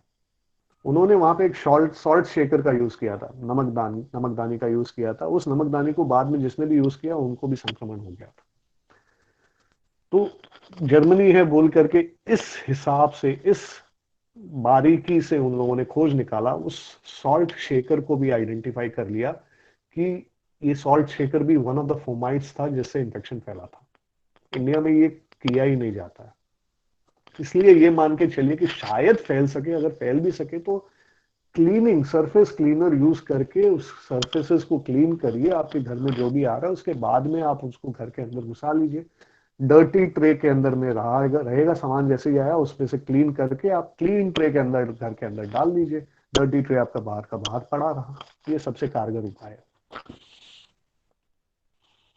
डॉक्टर, आई थिंक हम लोग का रैप अप का टाइम हो रहा है। बिफोर दैट 2-3 क्विक क्वेश्चंस कर लेते हैं। एक ये बताइए कि आपने जैसे बोला कि एक पूरा फॉर्म होगा, बट इन जनरल कौन कौन से जो कोमॉर्बिडिटी, जो नया वर्ड अभी सबने सीखा है, या ऐसे कौन कौन सी बीमारियां हैं, या ऐसे कौन कौन से कंडीशंस है जो कि एक इंडिविजुअल को हाई रिस्क इंडिविजुअल में डिफाइन करते हैं, इधर वायरस होने के लिए या वायरस की सीरियसनेस होने के लिए? ओके, देखिए सबसे पहली बात तो ये है कि संक्रमण का होने का चांस सभी का बराबर है। संक्रमण होने का मतलब ये सीरियस हो गया ऐसा नहीं है। एसिम्टोमेटिक से लेकर के severe symptom, range of involvement of a person is very very huge. इसलिए संक्रमण की प्रोबेबिलिटी सबकी बराबर है। संक्रमण जिनको होगा उनको कॉम्प्लिकेशन होगा या नहीं, ये एक रिस्क स्ट्रैटिफिकेशन किया जा सकता है। जैसे कि 60 साल से ज्यादा की उम्र किसी की है, जैसे कि किसी को शुगर डायबिटीज है, किसी को कार्डियक डिजीज है, किसी को मोटापा है, किसी की किडनियों में प्रॉब्लम है, किसी के लिवर में प्रॉब्लम है। कोई व्यक्ति इम्यून सिस्टम को दबाने के लिए दवाई लेता है, जैसे कि उसको अगर किडनी ट्रांसप्लांट हुआ हुआ है, लिवर ट्रांसप्लांट हुआ हुआ है, उन लोगों को खतरा ज्यादा है। या फिर उन लोगों को है जिन लोगों को ऑटो इम्यून डिजीजेस की वजह से इम्यून सप्रेसेंट स्टेरॉइड इत्यादि लेनी पड़े, इन लोगों को कॉम्प्लिकेशन होने के चांस ज्यादा है। उन लोगों को भी ज्यादा है जिन लोगों के लंग्स, फेफड़े पहले से ही कॉम्प्रोमाइज्ड हैं, उनकी फंक्शनिंग पहले से ही कम है। जैसे कि इंटरस्टिशियल लंग डिजीज, विभिन्न प्रकार की बीमारियां लंग्स की, फेफड़ों की, उन लोगों का अगर संक्रमण हो जाए उन लोगों में, तो उन लोगों को सीवियर प्रॉब्लम्स होने की संभावनाएं ज्यादा होती है। तो बेसिकली यही है list, I will provide you. ये एक चेकलिस्ट के तौर पे भी काम में आ सकती है कि जिन लोगों को इनमें से कोई भी फीचर है वो ज्यादा एहतियात बरते। परफेक्ट। डॉक्टर, इसमें एक चीज और था, जैसे हम लोग जिस साइट्स पे काम करते हैं वहां हम लोग एक आइसोलेशन सेंटर क्रिएट करना चाह रहे हैं, जिनको हम लोग सस्पेक्ट या पॉजिटिव पेशेंट्स के लिए बना रहे हैं। सस्पेक्ट इसलिए बिकॉज जैसे ही सस्पेक्टेड होंगे उनको हम लोग अलग कर देंगे, पॉजिटिव है कि नहीं उस समय मालूम नहीं पड़ेगा, we will follow the protocol, बाद में मालूम पड़ेगा। एक डर है लोगों के दिमाग में इसको लेके कि कैंप साइट में रहेंगे तो सबको फैल जाएगा, कैसे क्या होगा। एक बार इसका क्लैरिटी चाहिए कि आइसोलेशन प्रोटोकॉल फॉलो करने से उसका संक्रमण कितने लेवल तक हम लोग रोक सकते हैं? देखिए, अगर इमीडिएटली आइसोलेट कर दिया जाए किसी भी व्यक्ति को, 4 दीवारी एक रूम के अंदर में आ जाए बंदा, तो दूसरे को संक्रमण होने का चांस बहुत कम होता है। जैसे कि मैंने कहा, संक्रमण होता है ज्यादातर उन लोगों को जो एक क्लोज्ड एनवायरनमेंट में कम वेंटिलेशन के साथ में कई लोग बैठे हैं, क्लोज कांटेक्ट हो, वहीं पे संक्रमण का खतरा ज्यादा होता है। अगर संक्रमित व्यक्ति, पीड़ित, एक अलग रूम में चला जाए तो दूसरे मोटा मोटी मान के चले कि वो सुरक्षित है। और जैसा कि मैंने कहा कि ये संक्रमण किसी को भी हो सकता है। हमारा नैतिक दायित्व है, हमारा ये दायित्व है, हमारी हमारी सिविलाइजेशन का एक रिक्वायरमेंट है कि हम एक दूसरे की मदद करें। ये किसी को भी हो सकता है। आइसोलेशन सेंटर आपने बनाया है, आपने मुझे पहले भी बताया था, ये बहुत अनिवार्य है।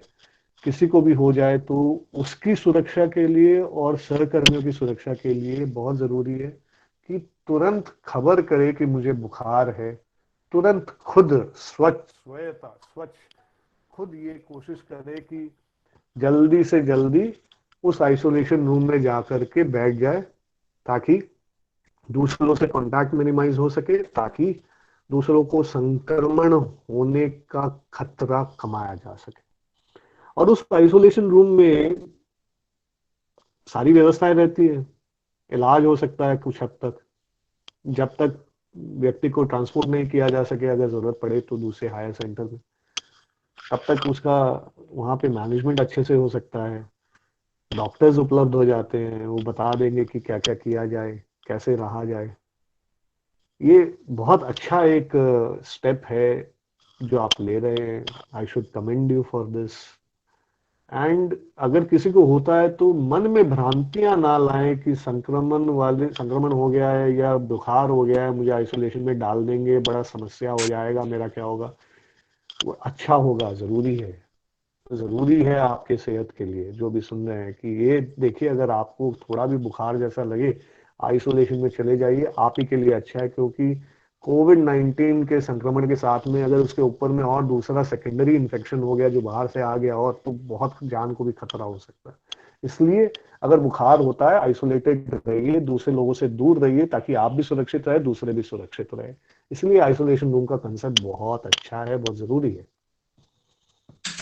Doctor, just last question for the evening is कि जैसे आपने नाइडेक के बारे में बताया, आपने ये बोला भी कि अभी बहुत टाइप के पीपी, मास्क, ग्लव, शील्ड सब है, एंड हर टाइप का हर आदमी वही बहती गंगा में हाथ धो रहा है। तो नॉर्मल आदमी कैसे इसको डिफरेंशिएट करे? अगर एक आदमी कहीं जाके लेना चाहे तो वो क्या देखे या क्या समझ के उसको लगे कि हाँ ये मैं ले सकता हूँ? और डिफिकल्ट है, बहुत ज्यादा डिफिकल्ट है। सर्टिफिकेशंस इजीली दिए जा रहे हैं, quality controls are compromised. It is extremely difficult to find out the right things, right products. Use करके समझ में आता है। बहुत बार ऐसा होता है, हम लोग हॉस्पिटल में जाकर के पेशेंट देख रहे होते हैं, पीपी किट से पीपी निकाल करके पहन रहे होते, फट जाता है।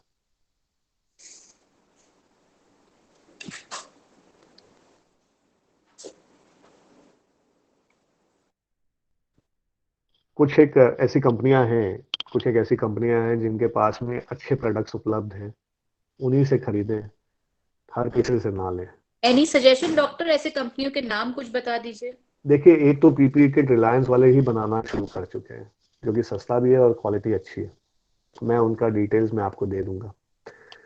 और ग्लव्स और ये सारे अच्छी अच्छी कंपनियों के अवेलेबल हैं, वही यूज करना चाहिए। मैं मेरे हॉस्पिटल्स में जहाँ से सप्लाई होती है उनसे लिस्ट लेकर के आपको मैं दे सकता हूँ। क्योंकि डॉक्टर, क्योंकि वही यूज करिए, वही सेफ है, वही वही सुरक्षित करता है। नहीं तो होता क्या है कि हम ये सोच लेते हैं कि हम तो पहन के रखें, हमें तो संक्रमण नहीं होना चाहिए, तो उल्टा काम हो जाता है।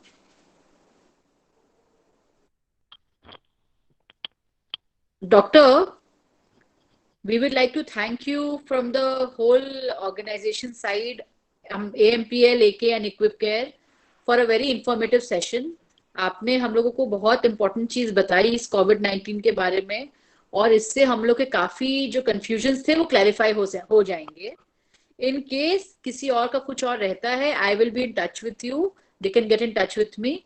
Thanks a lot for the informative session. Thank you, ma'am. Thank you for the opportunity. See you. Take care. Thank you.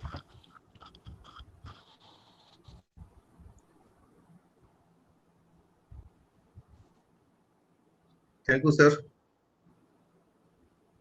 Thank you, sir. Thank you. Thank you, ma'am. Thank you, ma'am. Thank you all. Thank you all. Thank you, ma'am. Thank you, ma'am, and thank you. Thank you, madam. Thank you, ma'am. Thank you, sir. Thank you, madam. Thank you. Thank you, ma'am. Thank you, ma'am.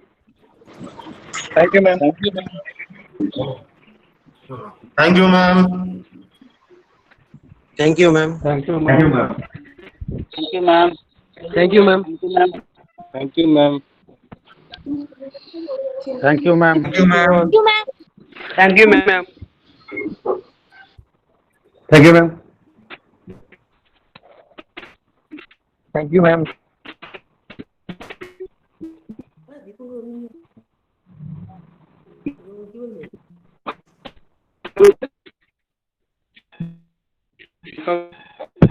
Thank you, ma'am.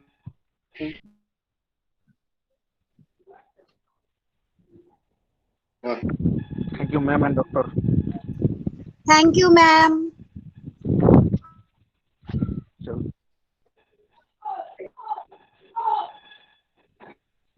Thank you, ma'am.